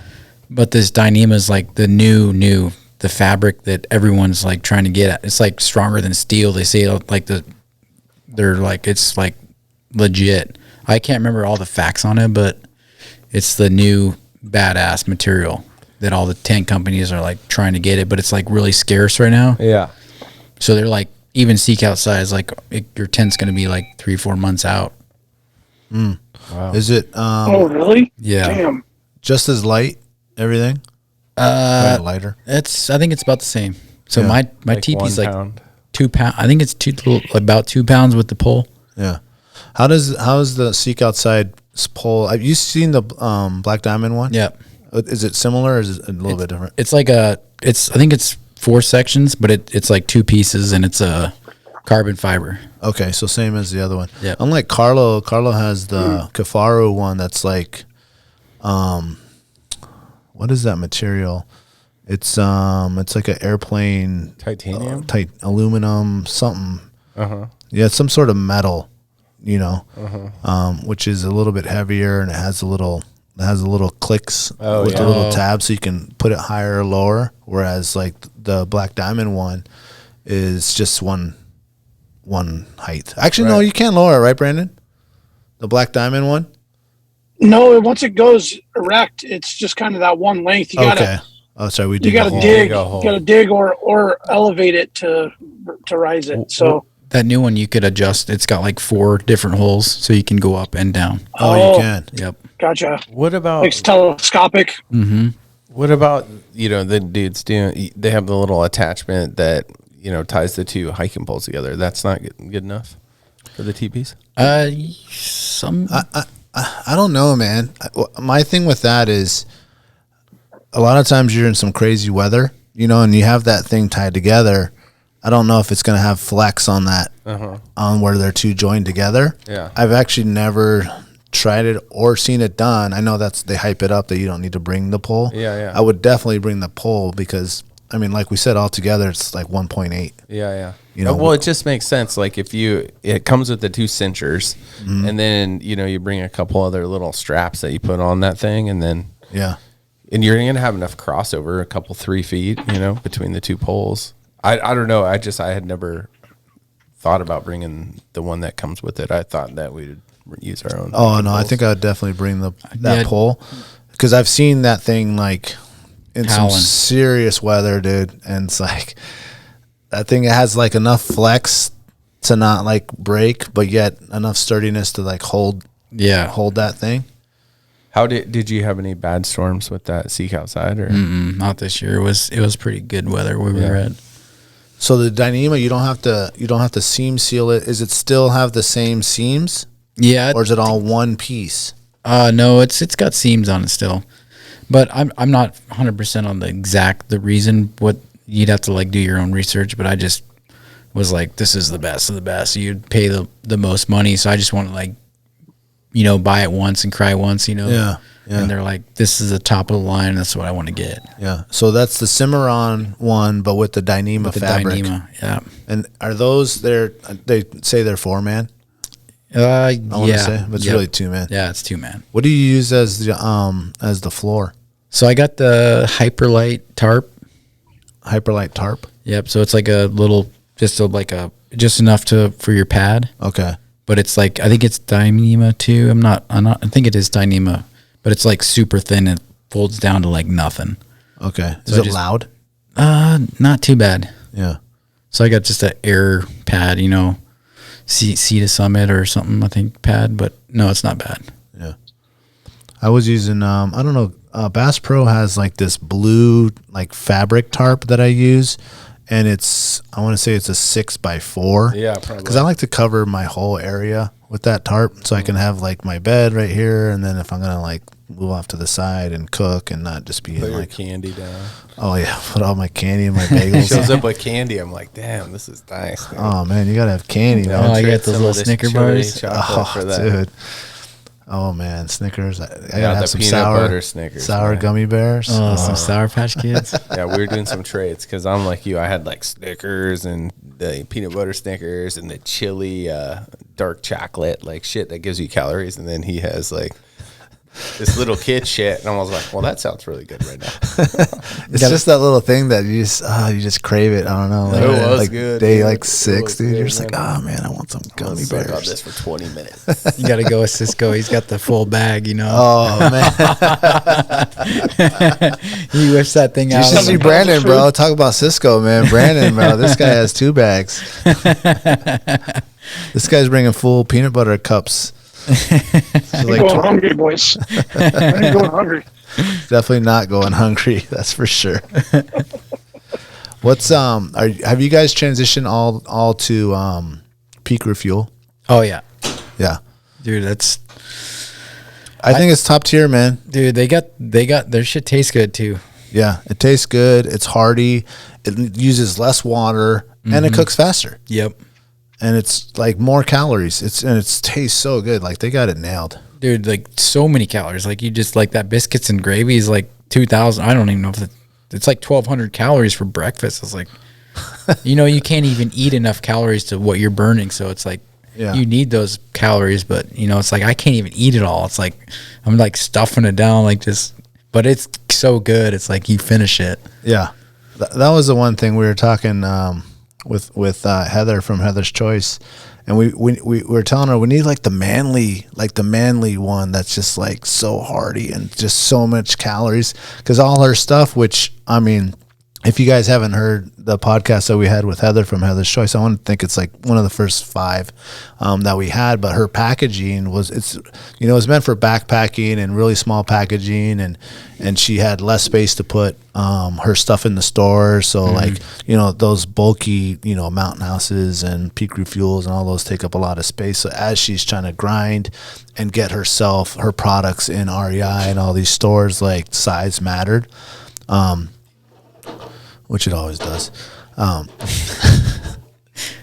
So I was trying to convince her. I was like, man, we need something that's like just big, like a hearty, like double size this bag, so that we can just be like, because you're just starving, dude. You're just starving out there. Do you do the coffee packets? Oh yeah, instant. The instant ones, Starbucks. The Starbucks ones, yeah. For the dude, they taste pretty darn good for what it is, dude. It's like, I don't even like Starbucks coffee going to their espresso, but their instant coffees are pretty good, dude. Yeah, I agree. And they actually got some other good ones at Barney's. They have Lion's Head. Is that what it's called? Yeah, Lion's Mane. Lion's Mane. Yeah, okay. It's like a 4 Sigma like mushroom coffee. Yeah, and they got some that one's really good too, and it's like it's more like a steep. That's the only thing that I don't. Oh, it's the bag. It's the bag kind, which I guess actually that might be better, I have man. some powder ones that are. Oh, do they have just the ones that put in there? Okay. Yeah, and those are really good. It's all better than the original instant Folgers, dude. The Folgers just in a Ziploc. Fuck. Yeah, dude. But you mix the Starbucks with that like Mush 4 Sigma Chaga, Chaga Lion's Mane one. Yeah, that's pretty good. Yeah, on the Chaga. Yeah, it gives you just a little mix up. I like to mix the. Starbucks has like the Gucci ones that Brandon calls is like the mochas, white chocolate or the mocha, but it's like too much on its own. So I'll have like a half of it with a half of real coffee, and then save the rest of it just to but just for like special, just for like a couple of mornings. You're like, oh yeah, I'm a huge favor, just proponent of staying on keto when you're out there. And man, you hit that, you can get the coffee and then put a bunch of that coconut oil in there. Yeah. Emulsify that as best you can in the field, but that's pretty tasty, man. I do bring some oil. Yeah, dude. I fat bombs. You tried those? What's a fat bomb? It's just like coconut oil, dude, like peanut butter. Yeah. They come in the little packet, right? Oh yeah. Ooh. Yeah. I think fat bombs. Yeah, those are really good. That sounds good. I legit bring little peanut butter packet. Yeah, I bring legitimate 2 baby bottles of creamer. Oh, dude, that's my one thing that I'm like not sacrificing. And I was laughing my ass off, dude. Oh man, I gotta have it, dude. Yeah. I wish I could transition to like just drinking like black coffee with just like a little bit of something, dude. Yeah. But I've been drinking coffee for as a Colombian kid, like coffee is like my thing, and I have to have my cream in there, dude. I don't know. It's just like, and I will carry that extra freaking 16 ounces of creamer, dude, because when you see my coffee in the morning, it's that nice light tan. Oh man, ooh, I gotta have it, dude. I gotta have it. 14 days of black coffee, you'll never go back from black coffee, man. That's what it takes? Yeah, 14 days in a row, dude. Just do it. And then that's it. And then you have like affinity for the flavor of the coffee without like that residual sweetness in the back end, where you have that like kind of like tangy sugar flavor. It's just gone. Yeah. I don't know. I'll never go sugar in coffee again. There had to been a time where you transitioned, right? Coffee. On the slope. Yeah. You decided to go keto or something? Like no, I was just like 23. Everyone else drinking black coffee. I'll try this for a couple weeks and. That was it? Yeah. Can't go back to the sweet? Yeah, well, how about you, Joe? You a black coffee guy? Dude, when I'm sheep hunting, dude, I'm black coffee. But like in town now, I drink cream. Oh, you do? Mm-hmm. Yeah. But like when I'm hunting, dude, it's black. Yeah. Moose camp is a little different than sheep hunting. Yeah. You got the non-dairy creamer there. It's all bring the Costco double pack vanilla. Yeah. Hit Caroline. Yeah. But sheep hunting, dude, like, I'm not bringing cream, so I'm like, I doubled down on the Starbucks, put two 2 packets in. Yeah. Double the shot. Oh, the double shot. I Get you call it going. doubling down. Get you brewed up. Oh yeah, get me going. And like, yeah, let's go. Time to hike. The problem with pairing Daniel and I together is we're both like slow morning guys. So we're like, okay, we'll have a cup. We're gonna get up. We're gonna get hunting. And then we're like, wait, what's up? Another glass of coffee. And Yeah. turn the jet boil back on. That's the difference when I'm going with Brandon. Brandon's like fast morning guy, dude. Like you like open your eyes and turn around, and this guy's already like packed up, ready to go with his boots tied up, coffee ready, just like waiting on you, just like, oh shit, I better get my act together. Game time. I'm gonna be like that this year. Yeah, you need someone like that. Yeah. Well, John Lala and Jake are like that. So I'm always like, okay, if we're ready, we're ready. But when we're both like these chill, slow morning people, that's not probably ideal. It's ideal for the sheep. Yeah, sheep hunting's like, dude, you can sleep in. It's like, for the most part, I'm not saying I'm any kind of professional, but I don't get up at 6 a.m. trying to go sheep hunting. Yeah. I sleep in. We had some more miles to put in this year, so Yeah. we went a long ways though. Yeah, we did. We're going further this year. Oh, yeah, we're definitely going sheep further. hunting is definitely an addiction. Yeah.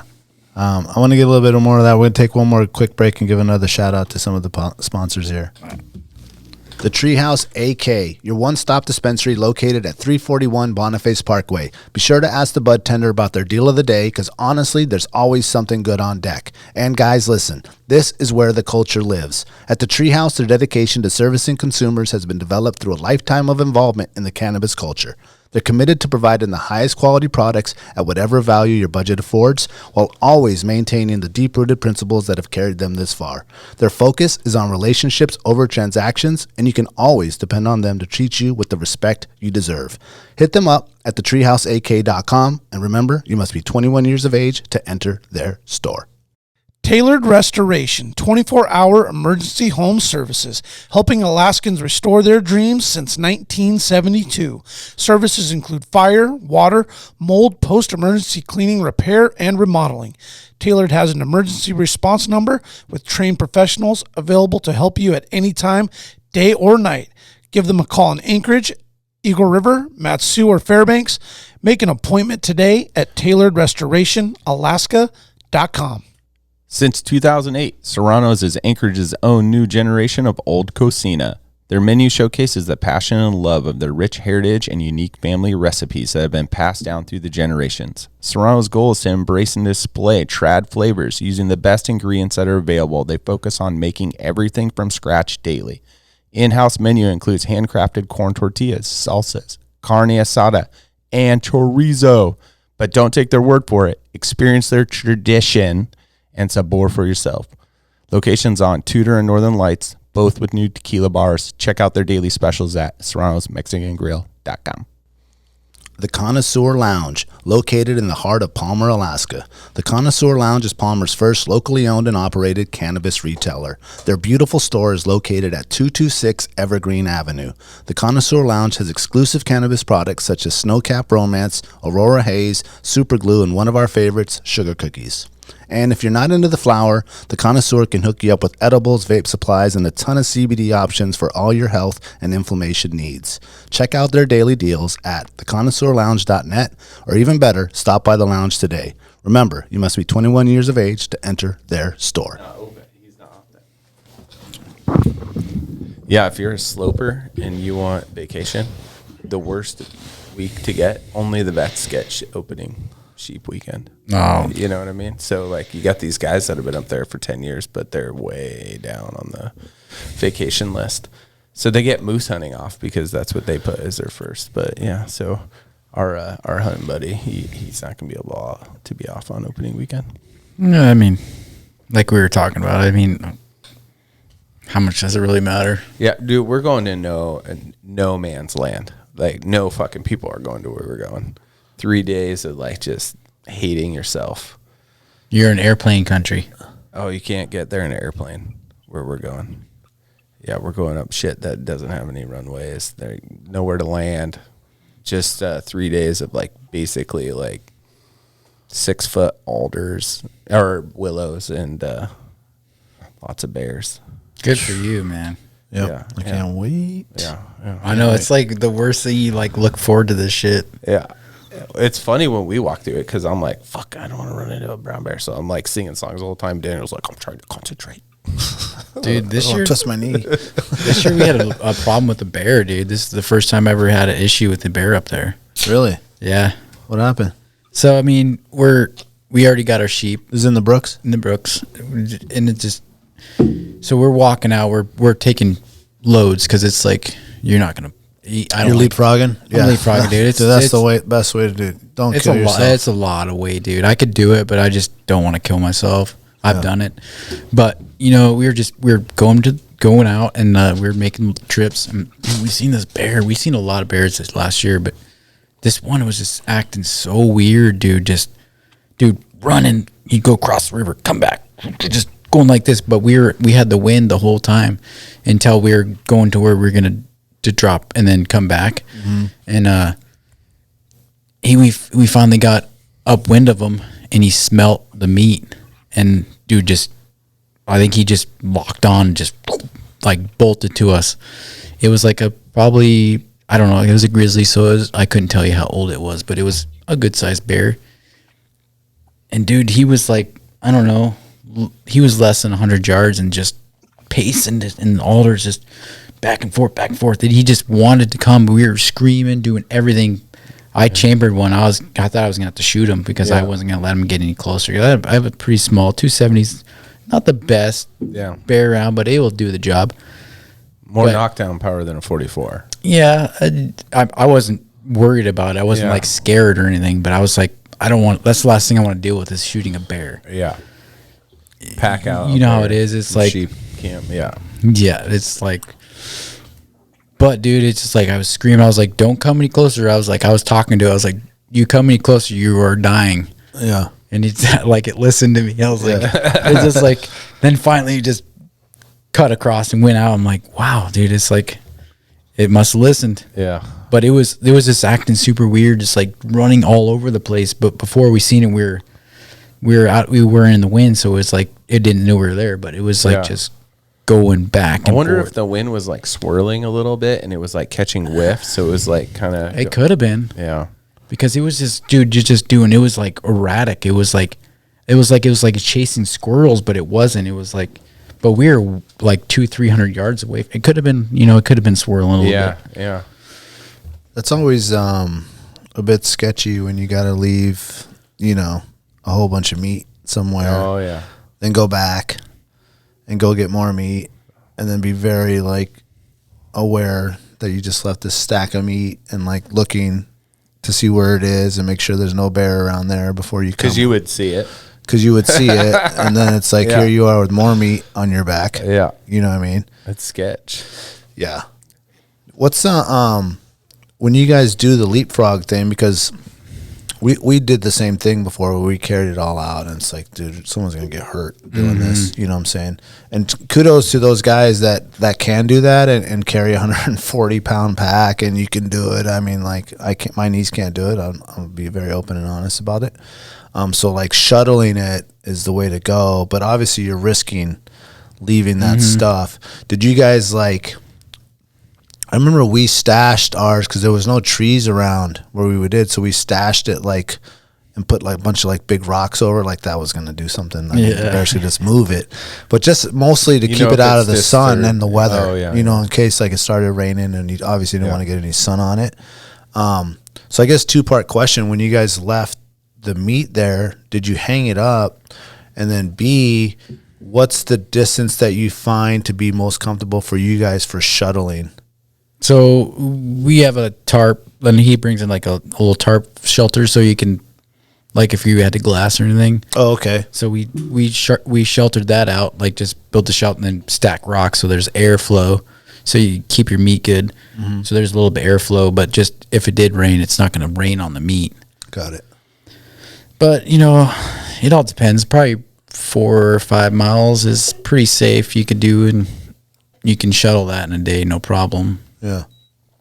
But it all depends on the terrain. If you're going up, sometimes if you're like crossing, like if you have to do a pass, there's sometimes like we got lucky the year before, there was like snow caches, and we were able to like bury the meat in snow, which was awesome to keep it cool. but it all depends on situation. Yeah. We've always brought one of those big industrial, like, I don't know how thick millimeter, like trash bags. Contractor bag. The 3 mil. Yeah, and then like found like some sort of like eddy on the creek that, you know, you're not going to have problems with water like rushing into it, and then just getting it in there, get some really tight, get all the air out, get a couple tight knots in it. Maybe use a zip tie and then just leave it in the water, because then you don't have the scent problem. I was just thinking that. That's a good idea. We've done that a lot, but we've also done the snow cache thing. But I've never just left it out on the rock. Yeah. Well, yeah, just like here. We always at least get a cover over it. Yeah. But if you get some airflow, it usually stays pretty good. But definitely, you could keep it cool. It's definitely. Yeah.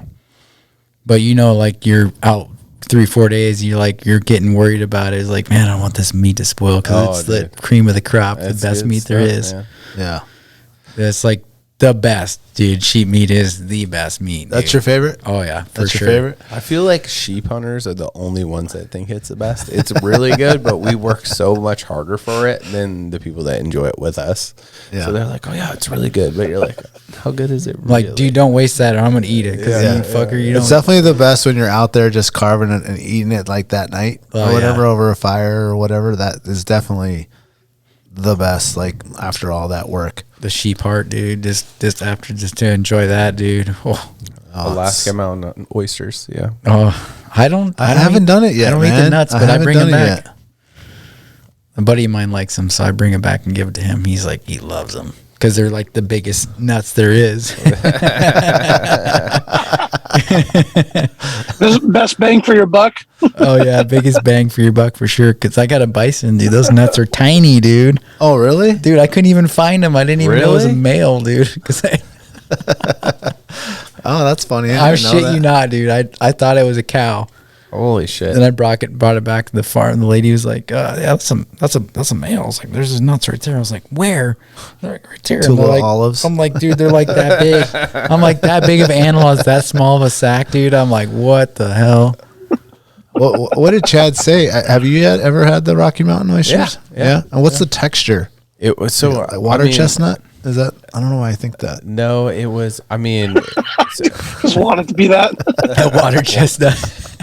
It definitely wasn't crispy. Yeah, I would say it was like if you did a hard boiled egg, and then someone just gave you like a piece, like a quarter of the outside of the whites. Yeah, like it was like that. It was definitely like the inside of the meat had like, the inside kind of spherical, smooth texture, like that was from like something that was sphere, and the outside was, and then. What would in terms of texture? How do you like cook it though? The meat, we just cooked over a fire. Just jab it and roll it. Well, I was tricked into eating it. So John Lau set me up. Can you boil it? Just get a full hard boiled. You sous vide it right there. Bring your little sous vide. I think I take that back. I did try. I think it was a caribou nut. Now I got tricked. He was frying the heart, and he's like, just try this. I'm like, well, that's pretty good. He's like, I put the nuts in there. I think that's the exact same scenario. I think we were eating sheep heart, and then I ended up with a piece of the nuts, and my dad was laughing. He's like, you're from Wyoming. That's funny. The buddy that I give the nuts to is from Wyoming. Yeah. Oh, they love it, dude. Those Wyoming boys like that festival. The Rocky Mountain Oyster Festival. Yeah, but in Wyoming. Oh yeah, dude. Yeah, John loves that shit. Yeah. Every animal I kill, he's like, you got to bring the nuts back. I was like, I'll do that for you, just for you. Just for you, bud. Yeah. It's Sheep like nuts. my dad, man. My dad is like, you got to bring back the liver. Come to find out, okay, it's not for him. Oh. It's for his little rat dog. I've been carrying this liver, every animal I get, I'm like, I need the liver. Or if I'm with someone else, I was like, I need the liver. I'm preserving it. Thinking he's like gonna make liver worse or do something, dude. Yeah. And I come over there one like Christmas or something. He's like, "Oh, this is the liver that you got me. It's for Coco." I was like, "What? What?" He's like, "Yeah." He's like, "Yeah, this is the best. This is the best for the dog." He's like, "Look at her coat. I'm like, look at her coat. Look at my knee." Coco, you're about to get that boot. I did have a good coat on it. I wanted to ask you, Joe. I know we talked before about this, and people have this idea of the bison hunt being this like epic adventure, and I think more than a lot. You hear that you are actually going into like almost like a fenced area. It's not like this epic hunt that people feel like you're in this open range and you're like, in this crazy wilderness. And you told me this story that you kind of felt like you were like in like a farm or like a fenced area. And you're not the only person that's told me that. Multiple people have told me that. And it's one of those coveted hunts that like everyone's putting in for every year because obviously the meat is amazing. And then you go in there with these expectations of, having some grand epic, like once in a lifetime hunt. Yeah. But it's not that. No, it's not what I was like expecting it to be. I was like kind of bummed, because all like the hunts I've been doing are like pretty epic. You have to work your ass off, and it's like, sheep hunting and then any other, like even moose hunting is really hard work. It's like, but then you go like bison hunting. I mean, it depends on where you go, obviously, but the place I went is like I paid the lady, Mrs. Schultz, and it's like, yeah, they're right over there. But it wasn't that easy. It was like they're in a field and you got to sneak up on these bison. And I was like, how do you do that? Like, there's nothing in between. I was like, oh, the first time I was like, dude, they're right there. I'm just going to walk up to her and shoot one. But no, they start running. And you ain't going to catch a bison on foot. Yeah. But then the next time we got sleds and we try to like sneak up, and it's just like they end up, it wasn't like the what I was cracked up to be. I was like, it's not like a spot and stock deal. Some people can do it, and I was like, it's cool and all, but I was like, they're in a field. It's like, I don't know. I didn't think it was like, it was cool, but it wasn't like awesome to me. I did harvest one. It was great meat. I fed my family and my brother's family and my other buddy's family, and it's just, but it wasn't like, like an awesome hunt. Yeah. I wasn't like super jacked about it because I was like, I put down a harvested animal, but it wasn't like awesome. Yeah, and like fulfilling adventure wise. Yeah, it wasn't like that. It was like, it's kind of like farming. I thought. It didn't test you. No, it's more like state hunting in the States. Like when I was down at Washington State, and people are like, "Hey, let's go hunting," and then we go out to their grandfather's farmland, and the deer are there, and it's kind of like, oh, well, you walk down this gully and come up the other side, and there they were. Yeah. I think we're just spoiled with when you go on the sheep hunts and goat hunts and. Well, it's just like you have like a relationship with nature. Like you're put into a position where like you have to beat them in their environment, and then you have to work hard in their environment, and it's just not like given to you. No, you a lot of times it's like unknown area, and it's just different than showing up. And then the whole permission thing. Yeah. So, like, luckily you like had someone that gave you permission. Yeah. It was like, I went up there with not knowing anything. I had called a few people. They're like, oh, this and this. I was like, we worked the state land, but the best information I had, I was like, I'm just going to go to the bar and talk to people. Yeah. Yeah. And dude, I met all these people. They're like, oh dude, just come on my land. It was like, okay. It's like, just like, how am I supposed to see a bison? And it's like, but that was cool. Like meeting people and like talk to people. Oh, you guys are buffalo hunters. Just come over here and you need to talk to these people and talk to those people. They're old guys, but they've been up here forever. But it was like, you have to know somebody, and like everything's private and you can't use your Onyx. And it's like, it wasn't my go-to like best hunt ever, but it was cool. I'm glad I experienced it, but yeah. I'd definitely do it again for sure, but frozen meat is awesome. Yeah. But, it wasn't awesome. Like, the awesome level wasn't up here. Yeah. It seems like a good hunt to turn into more of a youth hunt. Exactly. When I was a kid, I started putting in for that hunt as soon as I could, met the age requirements and could shoot the grain bullet. And, I never drew it. Still to this day. you know, haven't drawn a bison. I don't put in for that one anymore. But I mean, if I would have drawn it as a kid, no matter what the experience was, like it would have been epic. So it's like, you know, we want more young people getting into like harvesting Alaska game, and then which leads to conservation. So let's like, you know, give more youth hunts to these guys. Like, it seems like a win-win. It's like, that's an animal that feeds a family. It's not a trophy animal. Yeah, I think kids so. are part of him. I agree, man. I was like, That's a good idea. there's not that much trophy value out of a buffalo. I mean, their horns are only, you know, they're little. The heads are dope, but I don't think any one of us hunt for trophies. So No, dude, I'm definitely a harvester. Yeah, that's a big fucking animal, though. Yeah, it is a big animal. So do you what did you Euro it, or what'd you do? Yeah, I got it Euroed. I haven't quite finished yet, but I've been working on it. I think that thing would make an awesome like poncho. Dude, I got it tanned, so I haven't got it back yet. The dude's still working on it, but I don't know what I'm gonna do with it yet. Yeah, rug for the kids, man. Dude, I got the full tan. I'm gonna like throw it on the floor and see. Yeah, because it's, you know, it's thick, man. Yeah, that hair is like winter is the time to get it because they are the thickest. Yeah. How long is it? Like 5 or 6 inches? Dude, it's thick. Yeah. How about the fat layer underneath? Dude, you know, this one wasn't that fat. Yeah, it wasn't that bad. It wasn't super fat, but dude, there's so much meat on it. I hung it in my garage and I worked on that thing for days, dude. Dude, I was so tired by the time I got done with that. My garage was so stinky. Oh yeah, just hosing that thing out. Turn the heat off and let it hang. Oh, the wives love it. Oh yeah.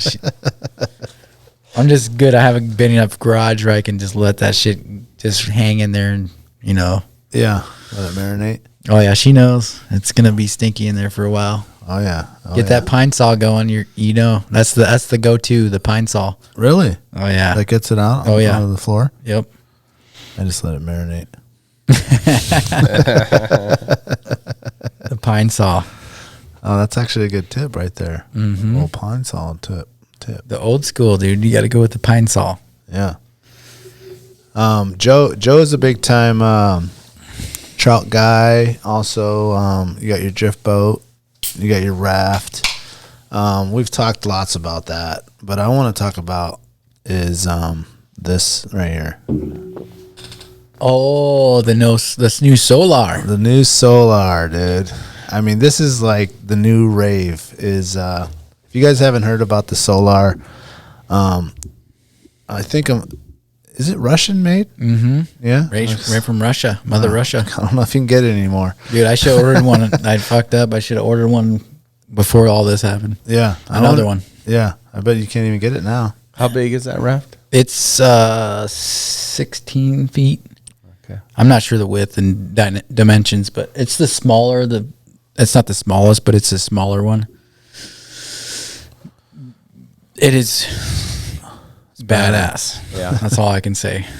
Because I got the Illuma ski, and I've worked that thing, and it's like, it's cool. It's really, it's badass. It's in its time, it was super cool. And then the mini jets came out, and like, it's kind of on the back burner. But this is like the new, like, because you can put a lot of the rubber displaces the weight. The aluminum's heavy, and this thing will just go anywhere. You just get a little outboard on that thing and it goes, and then you can row it. Yeah, that's what's super cool. And you can be super quiet and just row and float down like moose hunt. And you have a jet on it, or I got a little 40-30 jet ammo. Yeah, so I can still run it on the Kenai, which is awesome. Yeah. Oh really? Yeah. And was it on the front so you could put another so that's just a rainfly, so you can cover all my gears under there. Oh, but I'm talking about this little black thing. Oh, that's like another motor mount? No, that's like a... Oh, sorry. That's like a...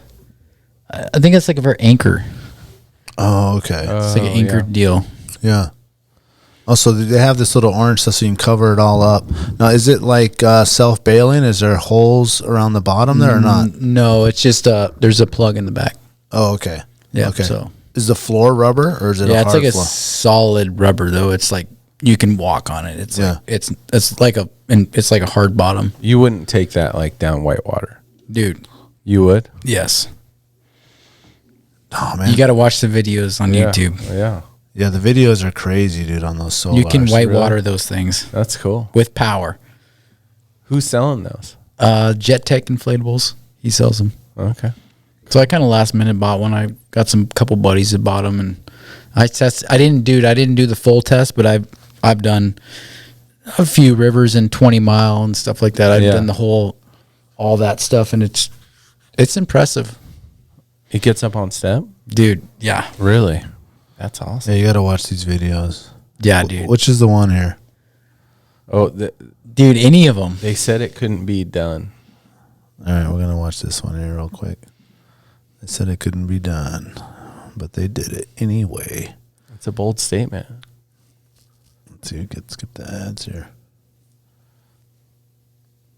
So you're not flying that thing in, right? It doesn't You- like roll up? Or- Yeah, it does. It's does? rolled up in my garage right now. Okay. So that hunt you went on, did you fly in? Or? No, I just Okay. trailered it. Yeah. I mean, look at that little creek it's going through. Dude, they go up nothing, dude. What's its draft?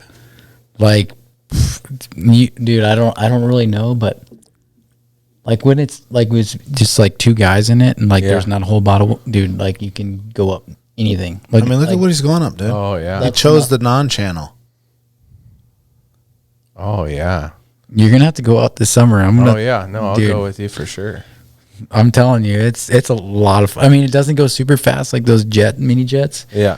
but you're like, wow, that thing went up to that thing, like Holy shit. whitewater. Yeah. And you're not banging rubber, and then you got those new polyfoots, and they're like What's a polyfoot? It's like a plastic, so it doesn't crack like the Yeah, on the jet foot on foots. the jet, yeah. The jets are cast normally, but this is like a poly, Uh-huh. and it just, dude, it's super tough. You bang off rocks and just Yeah. I mean, look how shallow that is. Oh, yeah. And he's going downriver? yeah, dude. Yeah. You can watch videos all day. Instagram funny. Instagram them, dude. It's like, This is awesome. yeah, dude. They're so super Oh, he's cool. not going to go up that waterfall, is he? Oh yeah, probably. Yeah, maybe not. No, I've seen some where they do go up like things like that. They're like going up like, that's crazy. I would have took more video where I went moose hunt, but then you would be able to know where I was at. So I was like, I'm not Yeah. taking video.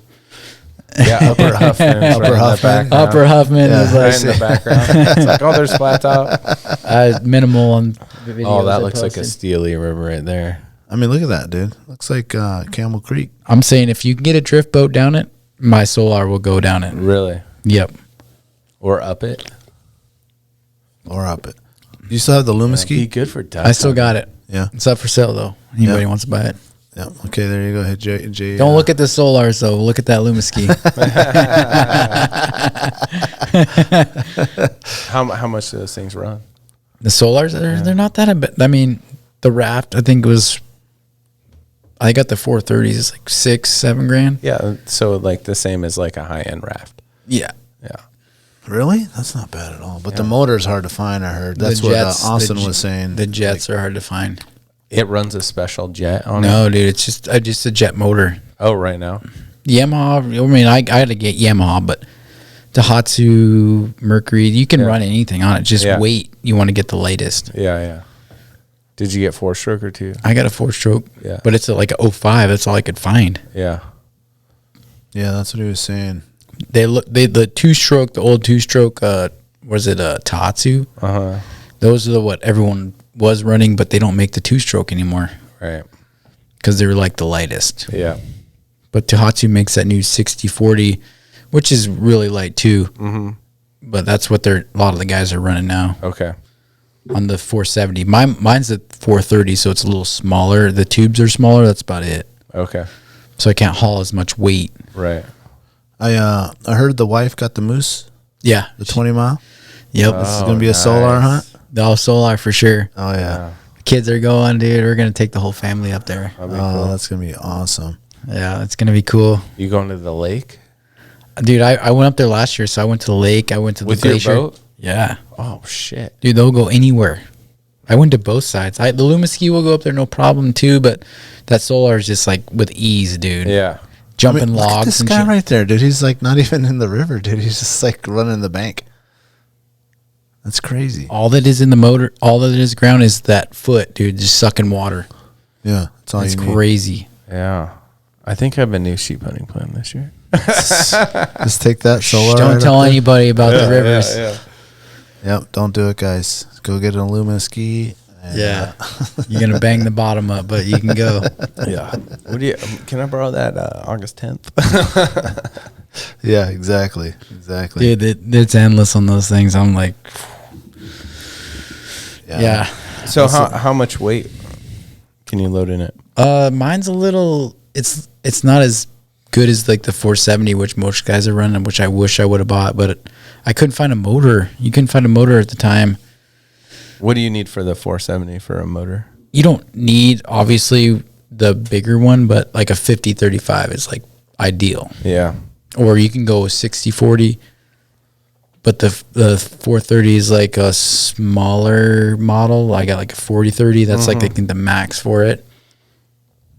But they're like Russian, so you could put whatever you want on it. They don't have like the little placard on there is like pretty much limitless, so you can like do whatever you want. Yeah. Man, they're gonna be impossible to find now. Yeah. So like if you're gonna run yours up one of those like super shallow, well, just up to 20 mile, like what's the weight load that you would do like going up to the lake? I could do see the lake. So I did it with 2 guys and it was like no problem. So I could probably do 2 guys in gear for hunting. Yeah. I'd probably have to do trips if I got a moose. Yeah. But for sheep hunting, like you got your 100 pounds in person. Oh, dude, Kind no of thing. problem. No problem. 2 guys in a sheep or 2 sheep, no problem. I like that. I think we lost Brandon. Yeah, I haven't heard him in a while. He's coming in and out. Yeah, he was on the beach side there. It's all right. He's on vacation. Yeah, that's a seek outside there. Yeah. So, yeah, I want to talk a little bit more about that. It looks like so on the bottom right here, the zipper doesn't. Oh, it does open up all the way. Yep. So you can you can roll those doors back and keep it open. Yep. Is there another door on the backside? No. Now, is there for what's the word I'm looking for? I got a flap for the stove. Oh, so that has that is stove adaptable. Stove jack.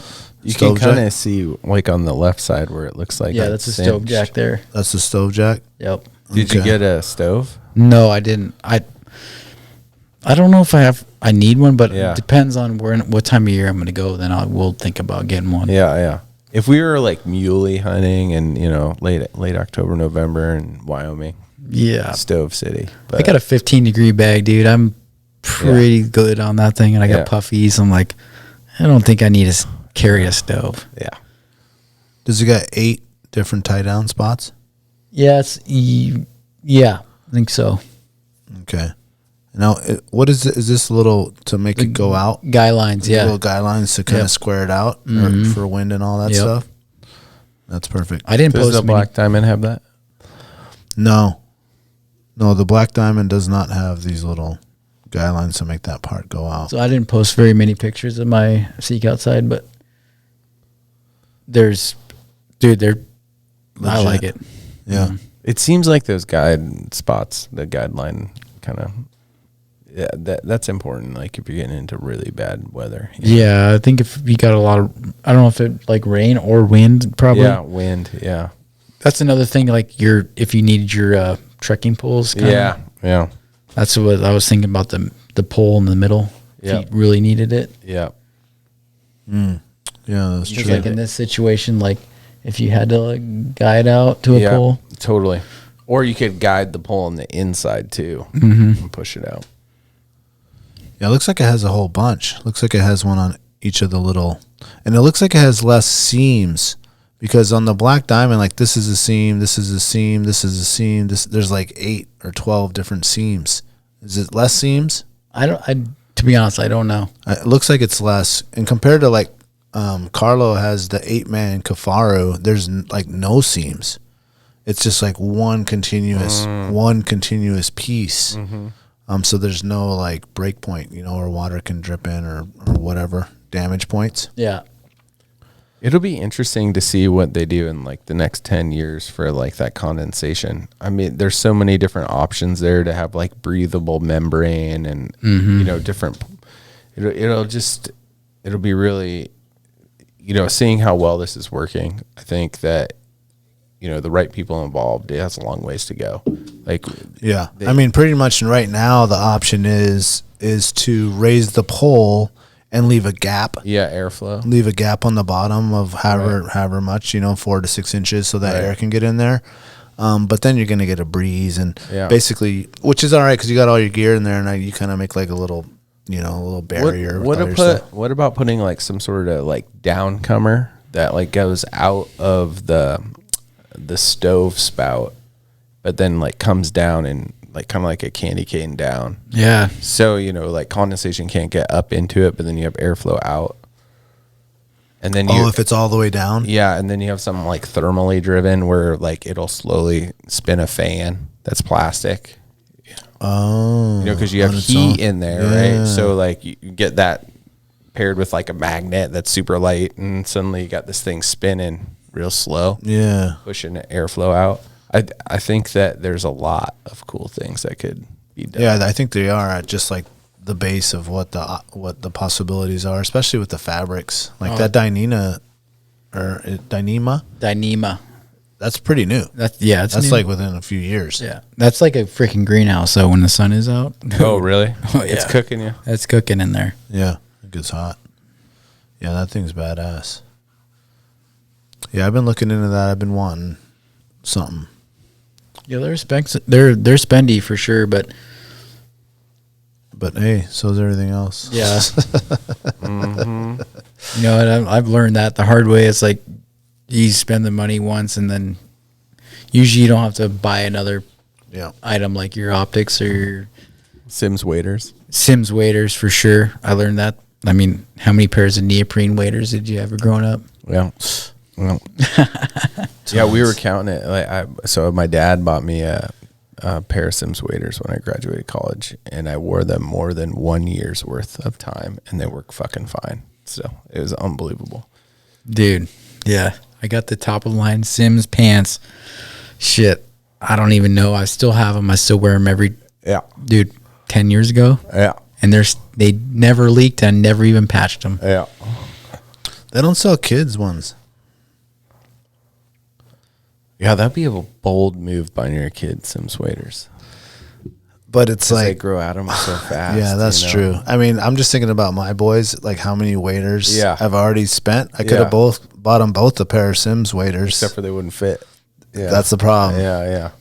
They don't fit anymore. One size fit all kind of kids waders, like be able to roll them down. Or something. Yeah. But you're right. There's not like a good option for kids. No. You just got to get the new Oki pair every year and a half. Oki wear. That's the best stuff for the kids. Is that what they... Oh, you're buying Oki wear? Oki wear? Yeah. For the kids? Yeah, I have their boots for the kids. But they have waders? Yeah. They have waders, and they have like the traditional style waders, whatever that fabric is, and then they have like the neoprene with the boots ones. Oh, yeah. That for like the littler kids. Yeah. If they're just trudging around in the mud and the rocks and stuff like that, and those things are like bomb proof. Yeah. Yeah, those are really nice. I like Oki wear. Can't go wrong with the Oki wear. Oki wear. Yeah, you got your kids in that? No, I haven't. Yeah, that's like legit. And I think I saw your kids. They had the full one. They have onesie Oki wear. It's like just one whole like onesie rain, just like go out to the nail chick or anchor point, just let them rally. I think I have some of those, but I don't know if they're Oki wear. Yeah, no, they're legit. They stand up to. I mean, yeah, my kids aren't safe with their shit. No kids are. So you got the elk coming up. Yeah. You got the goat coming up. Both party hunts with Brett? Yeah, we partied the goat and the elk. And the moose hunt? No, those weren't party. They were just separate. Oh, but that's for the wife. Yeah. Or you got your own separate moose too? So Sammy's got the No, I didn't get the moose. So Okay. Sammy's got the moose, and then Brett's wife, old lady's got the bull tag. Oh, nice. So You guys got a lot going on. We got a lot going on. Hope there's no windstorms. It's gonna be, yeah, there ain't gonna be. I ain't gonna be coming in. It's gonna be. I'm gonna be full go. Full go on. What are you more excited about, the goat or the elk? Dude, I'm stoked on the elk. Yeah. So yeah, we're gonna. Well, walk us through that. I mean, I don't know, unless it's a secret. I know you told me that you're doing it a little bit different. Yeah. Than the way Chad and Brandon. Yeah, we're gonna do it boat based. Yeah. So yeah, this guy I met, he's gonna do it on the boat. So he offered to take us out. We're gonna do the boat based. We're gonna try that.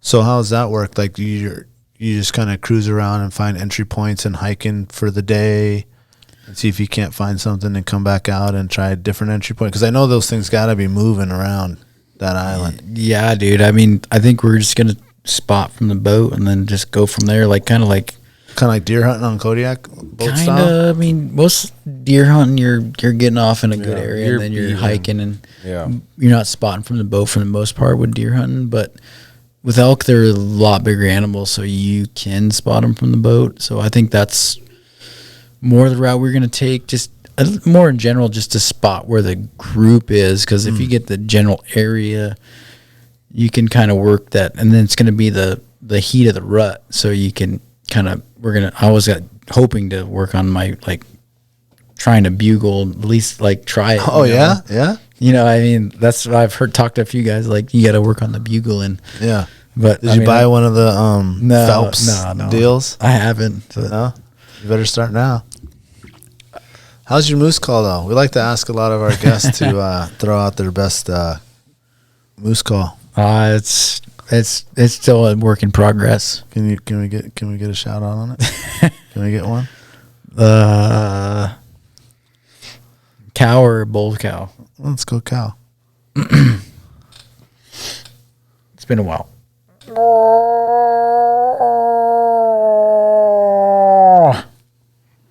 Well, that's pretty good. Yeah. Pretty good. I like it. Yeah. I like it. You want to attempt the bugle?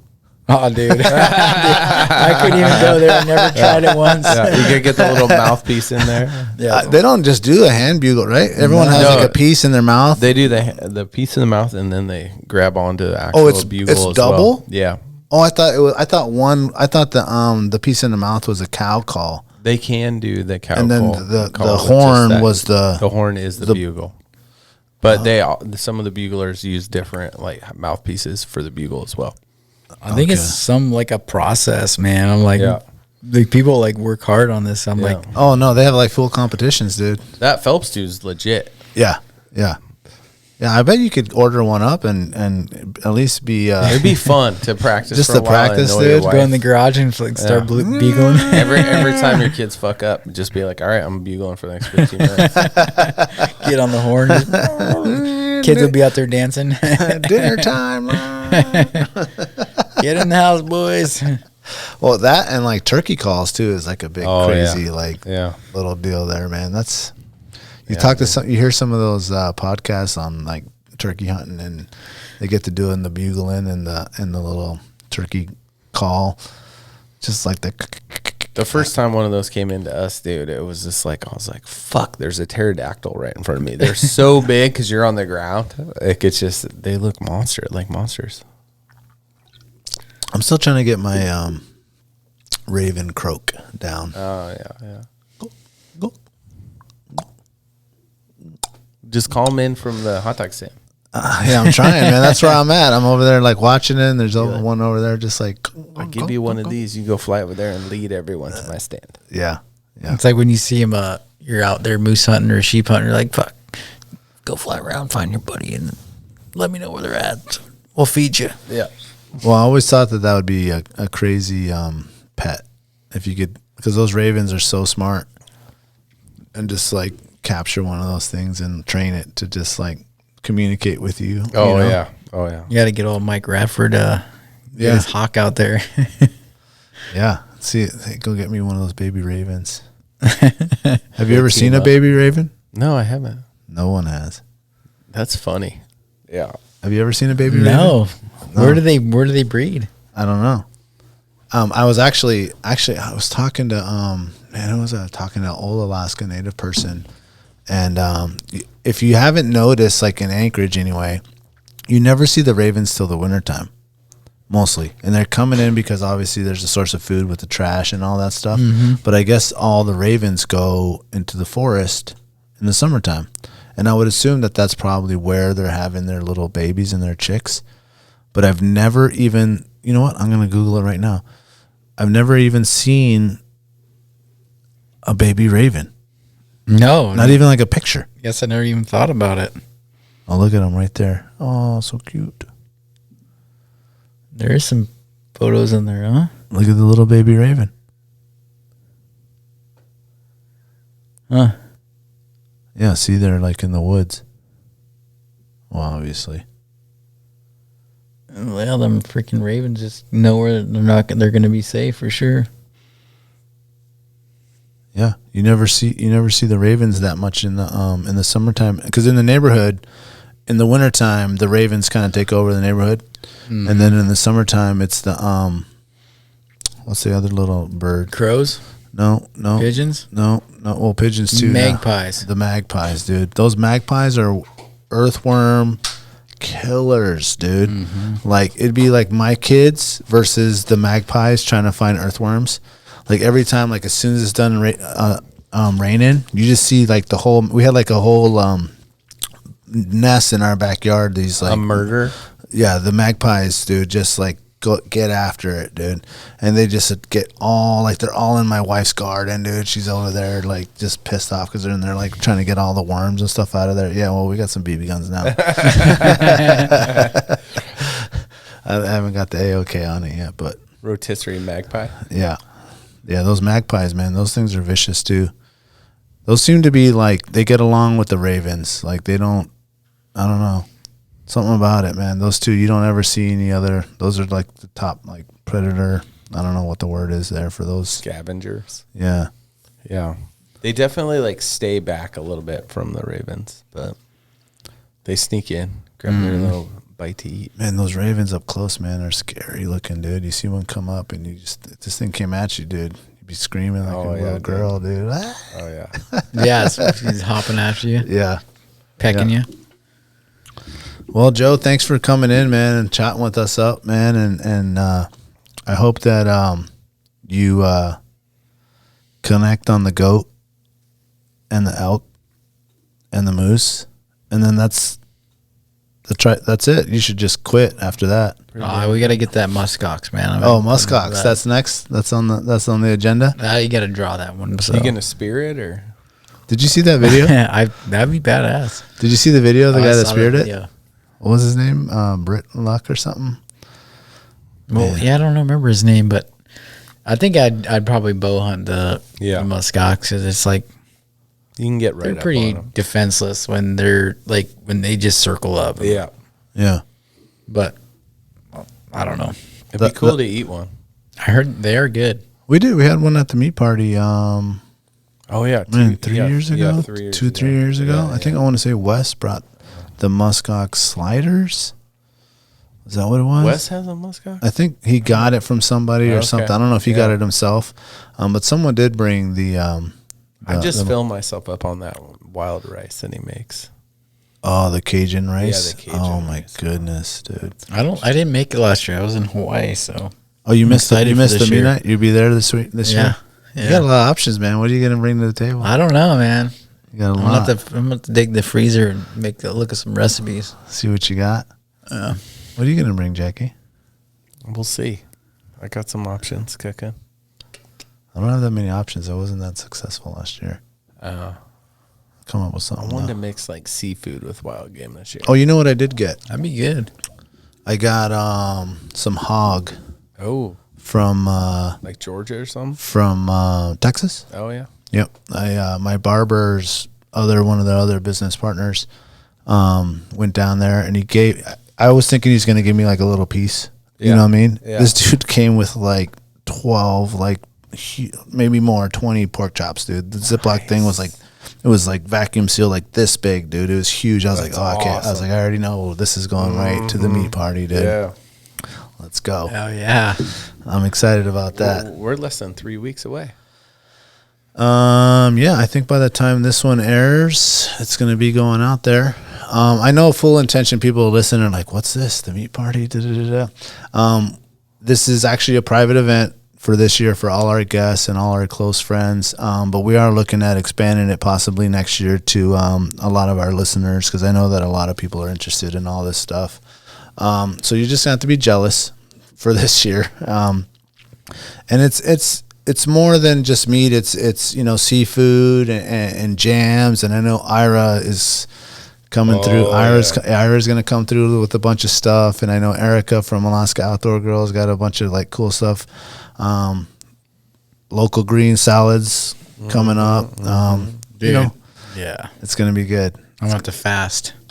Yeah. Oh man, so dude. much good food. Oh, you can't even eat it all, dude. You can't even eat it all. I mean, I think one time there was like ceviche and like the halibut ceviche. Was that you that made that? Yeah, dude.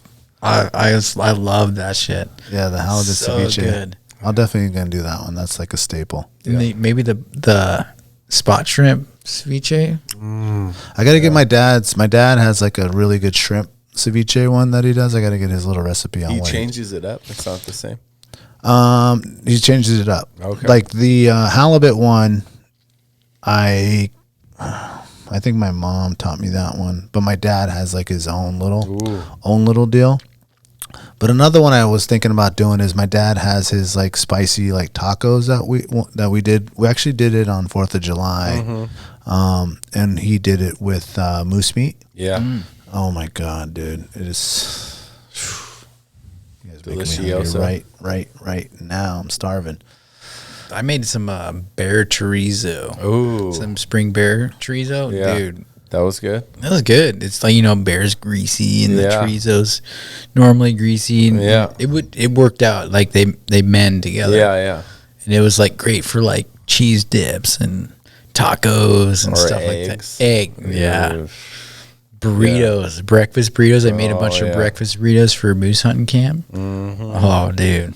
Yeah. And potatoes. And then I want you a know, whole bear of this now. So I rendered the bear fat too. Yeah. So I cooked the potatoes in bear fat, black bear fat, because I Yes. rendered a bunch. Because I watched some YouTube videos like, I can do that. Yeah.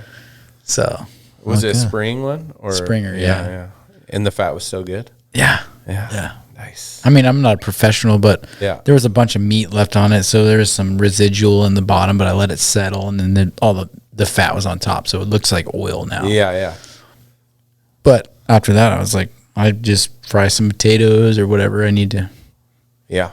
Have you ever had bear crust or a pie crust or cookies made with bear fat? No. Incredible. Oh, I bet. Yeah. So that's when we go up to the Lau's house. That's what we get.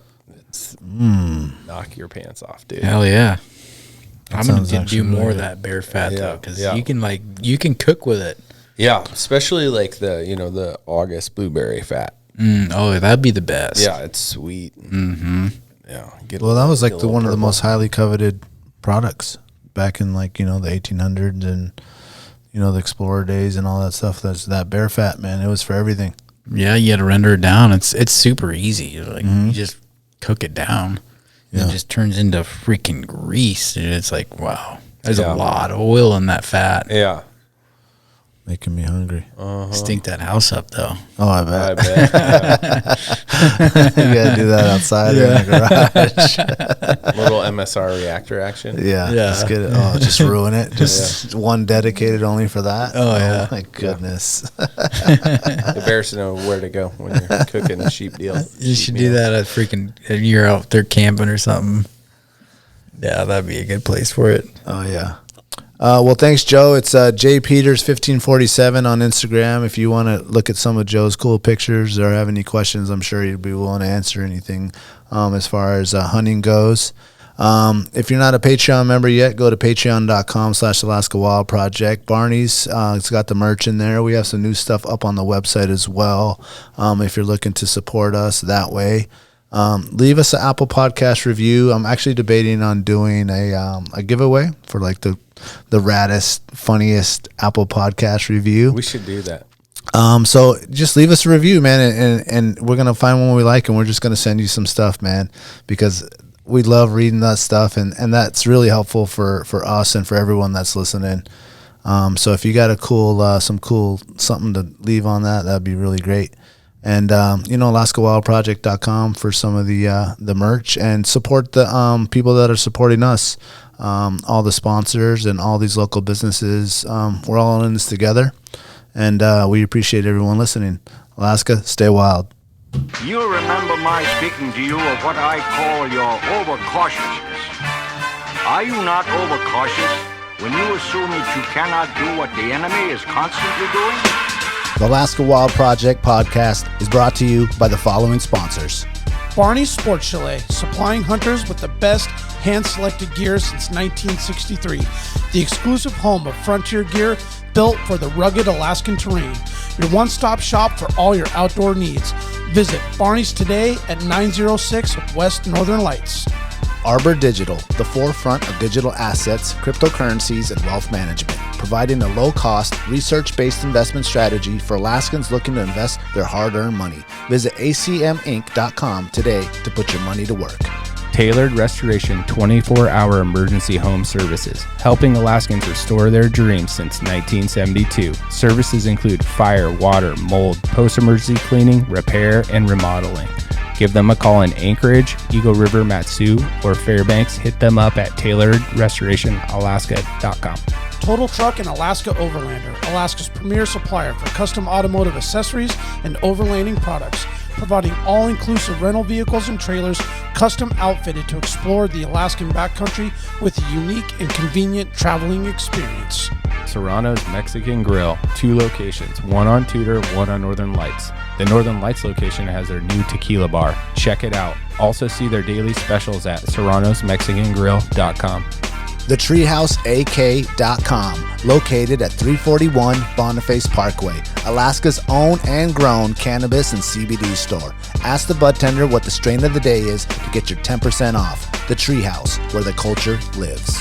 The Connoisseur Lounge, Alaska's premier locally owned and operated cannabis retailer, located in the heart of Palmer, Alaska. Their cultivated products include Snowcap Romance, Aurora Haze, Super Glue, and much more. Find them at theconnoisseurlounge.net. AKO Farms, located in Sitka, Alaska, built from the ground up with concentrates as their single motivation, with exclusive products such as their sugar wax, full spectrum diamond sauce carts, and more. Ask your local bud tender about AKO. Marijuana has intoxicating effects and may be habit-forming and addictive. Marijuana impairs concentration, coordination, and judgment. Do not operate a vehicle or machinery under the influence. There are health risks associated with consumption of marijuana. For the use of only by adults 21 and older. Keep out of the reach of children, and marijuana should not be used by women who are pregnant or breastfeeding. The Bait Shack, located on Ship Creek upstream of the bridge. Can't miss the bright red shack. They are the go-to fishing gear rental and guide service on Ship Creek. Tight lines and fish on. Come hook into the action with them. Hit them up at thebaitshackak.com. Anchortown Dogs, located on 4th Avenue across from the old 4th Avenue Theater. Look for the blue and gold umbrella. From reindeer dogs to bomb euros, they've got you covered. Anchortown Dogs, your local gourmet hot dog and sausage cart. Crude Magazine, Alaska-based media outlet using the last frontier as a springboard to discover larger truths about the cultures of our great state. Read more at crudemag.com. Lawn Pro AK, Alaska's year-round professional property maintenance team. Services include snow and ice management, weekly lawn care, and more. Get your free estimate today at lawnproak.com. Double Shovel Cider Company, located off of Arctic and 58th. Handcrafted Alaskan-made colonial ciders. They also have a tap room downtown on the corner of 5th and E. Stop by today and taste an award-winning cider. Lady with a Plan, your own Alaska event planner. From scouting the perfect location to planning the tiniest details, specializing in event management and production for intimate social gatherings. Find Lady with a Plan on Instagram. Should you not claim to be at least his equal in prowess and act upon the claim? I say try. If we never try, we shall never succeed. This proposition is a simple truth, and it's too important to be lost sight of for a moment. we cannot beat the enemy where he now is, we never can. It is all easy if our troops march as well as the enemy, and it is unmanly to say they cannot do it.